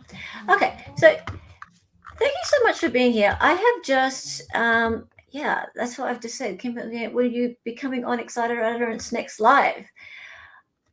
Let's make a time. I have just put into chat that if you email me at that, that email address there, I will chat to you about guesting on the next string. So there is a part 2 to this. No spoilers. I don't know what the outcome of the trial was.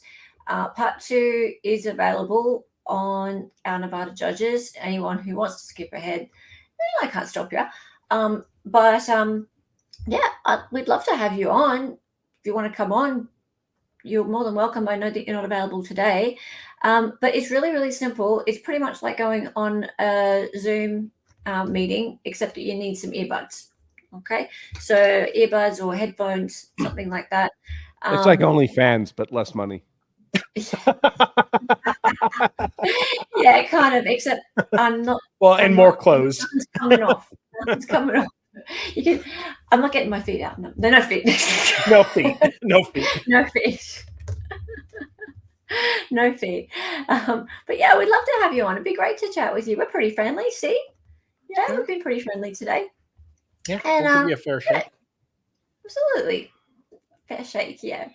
Yeah, you never know. Like we could watch the rest of the trial together. But yeah, it's been lovely to have you in chat and to be able to ask you questions. And if you do come on, we'll make sure that we let people know that you're going to be here, and that way more people can come along and ask you questions and chat and things like that. So yeah, just let us know. Give me an email, yeah, we can organize the time that suits you best. Yeah. If you would like, I will do so. I have been on Law Talk with Mike and Artie's Corporate Fiction. Yeah, I don't have 1,000 people in chat like Law Talk with Mike. Obviously, it's nice and cozy here. But definitely, if we know that you're coming on, I can promote that and let more people know. So and hear your side of the story and explain what you want people to understand about you.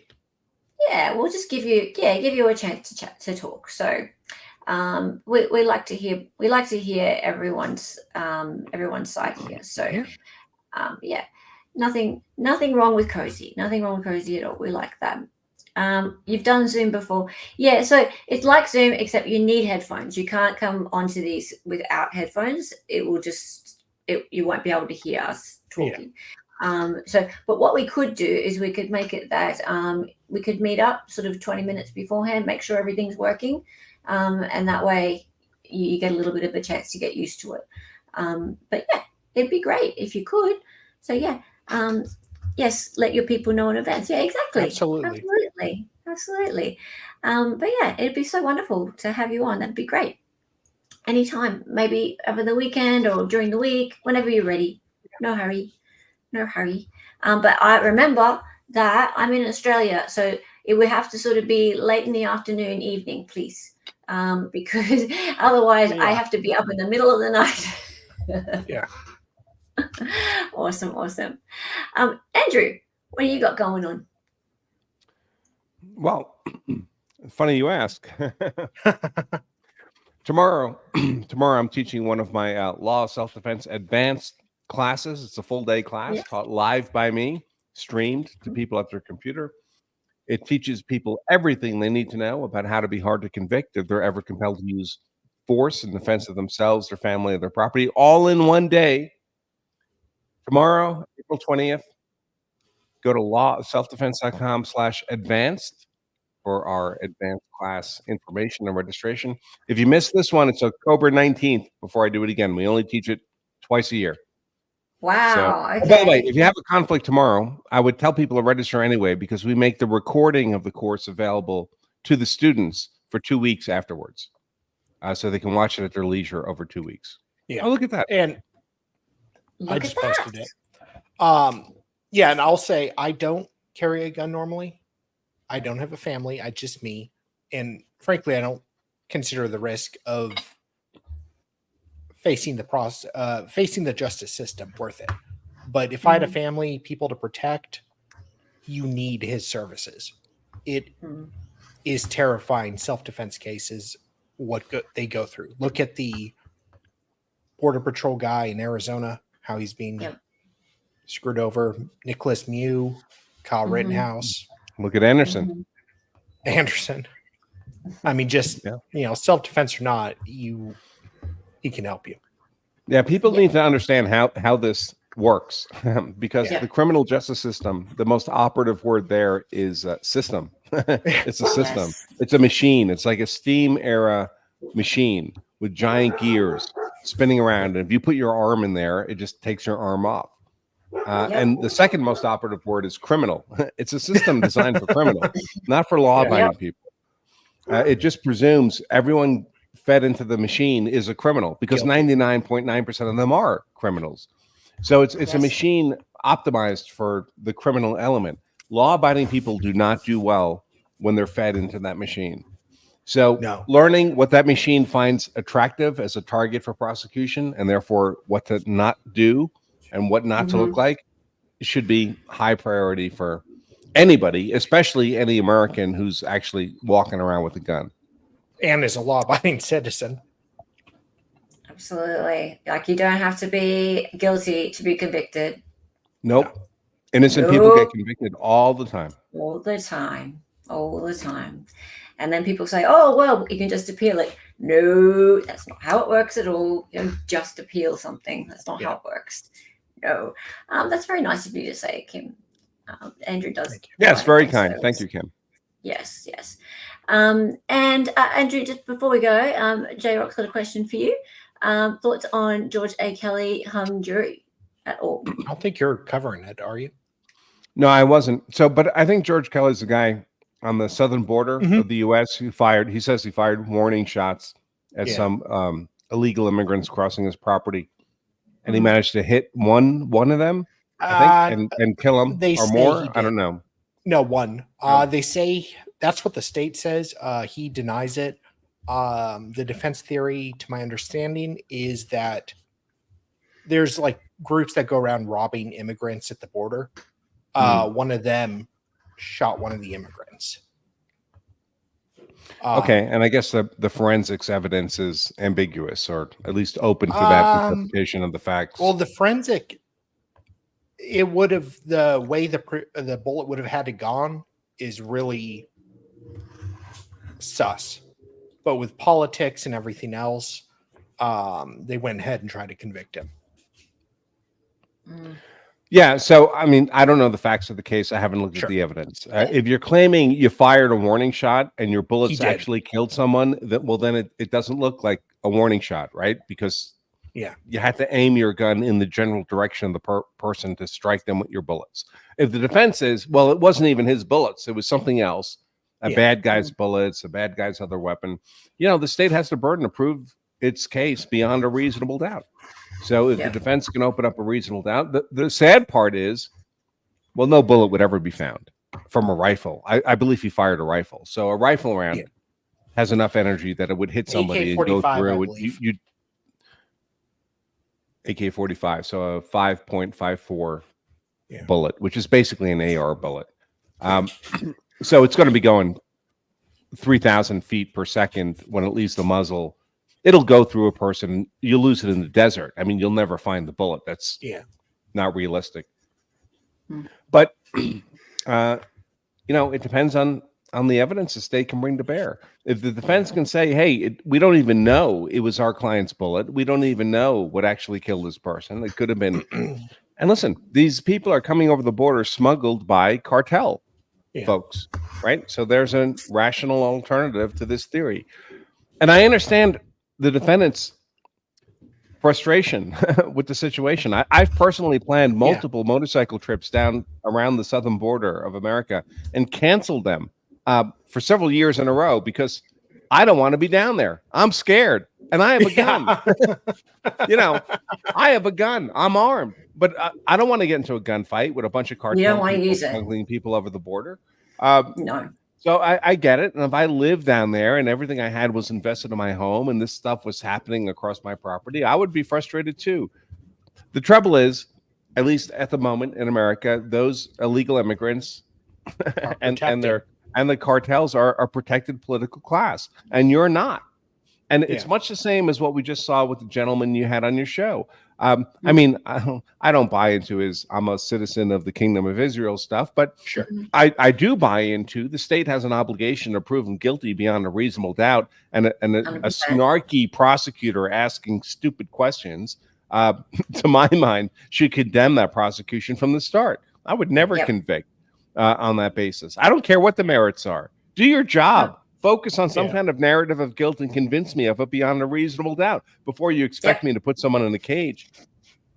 The trouble is the government makes the rules and the government sets the standards. And however justified you think your conduct might have been, if the government disagrees, they make the ultimate call, not you. So I would just encourage, I don't tell people what to do. So I would not tell him not to fire these shots, I guess, but just think about what the stakes are. The stakes are the rest of your life in a cage, and make sure that the risks you're incurring are worth the stakes. I will say there is one juror at least one on the jury that is asking questions because Arizona allows jury questions, and he's asking questions that are like really against the state and just really embarrassing to the state. Well, there you go. That might be why they're going home for the weekend. I'm expecting a hung jury. Yeah. I thought it was announced. Is it not a final? No. Is it not done? I heard now. Okay. No, they've gone home for the weekend. They've gone home to have a little chill out for the weekend. It's tough, man, because those jurors get tired. They get tired and they compromise like they did with Nikolai Mew. They compromise. Although they didn't get tired there. They barely deliberated. But No. if it goes on long enough, even the diehards begin to be like, listen, I got to get back to work. I got to see my kids. I got to speak to my wife again. My dad was on a jury where he and like 11 other jurors or 10 other jurors just started screaming at this 18-year-old girl. Like, it's obvious, it's obvious, it's obvious. And finally she broke down into tears and convicted. That's terrible. I don't agree with that, but yeah, That's just it's what No, happens. I agree. That's what should be done. Yeah. Andrew, you're in Colorado for now, right? Oh, I don't. I mean, so I saw he asked me where I practice law. Yeah. I'm a member of the bar in Massachusetts, active member of the bar, but I don't really practice anywhere because I don't take clients directly. So all my clients are other attorneys. I'm a consulting lawyer. So I don't actually need to be a member of the bar anywhere because I'm not advising the end client. My advice goes to their lawyer and their lawyer advises them. But for for appearance purposes, I maintain my bar membership in Massachusetts. Cool. Lovely. All right. That has been so much fun, guys. And thank you for hanging out. And thank you, Andrew. That was awesome. Cool discussion there at the end. Thank you, Kim Blandino, for being here. Thank you. Wasn't expecting you to be here, but that was fantastic. Thank you to my lovely co-host, Dali. Thank you, everyone in chat, mods, everybody. I'll Take talk care, to guys. you in email. And Thanks we're for going to having raid Mr. Steve Gosney. Why not? Because he's awesome. Why are we just like, he's just like down the rabbit hole. I'm so jealous. I wish I could do that. Like, I could just like exit Go the then. stream. No Bye small now. talk. I Bye. see ya. I'm so jealous he can do that. He doesn't care. Off you go then.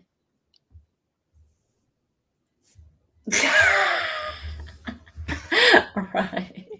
Love you guys. Have a good one. Everyone say EU raid over at Steve Gosney's. Love you all. Bye. Toodles.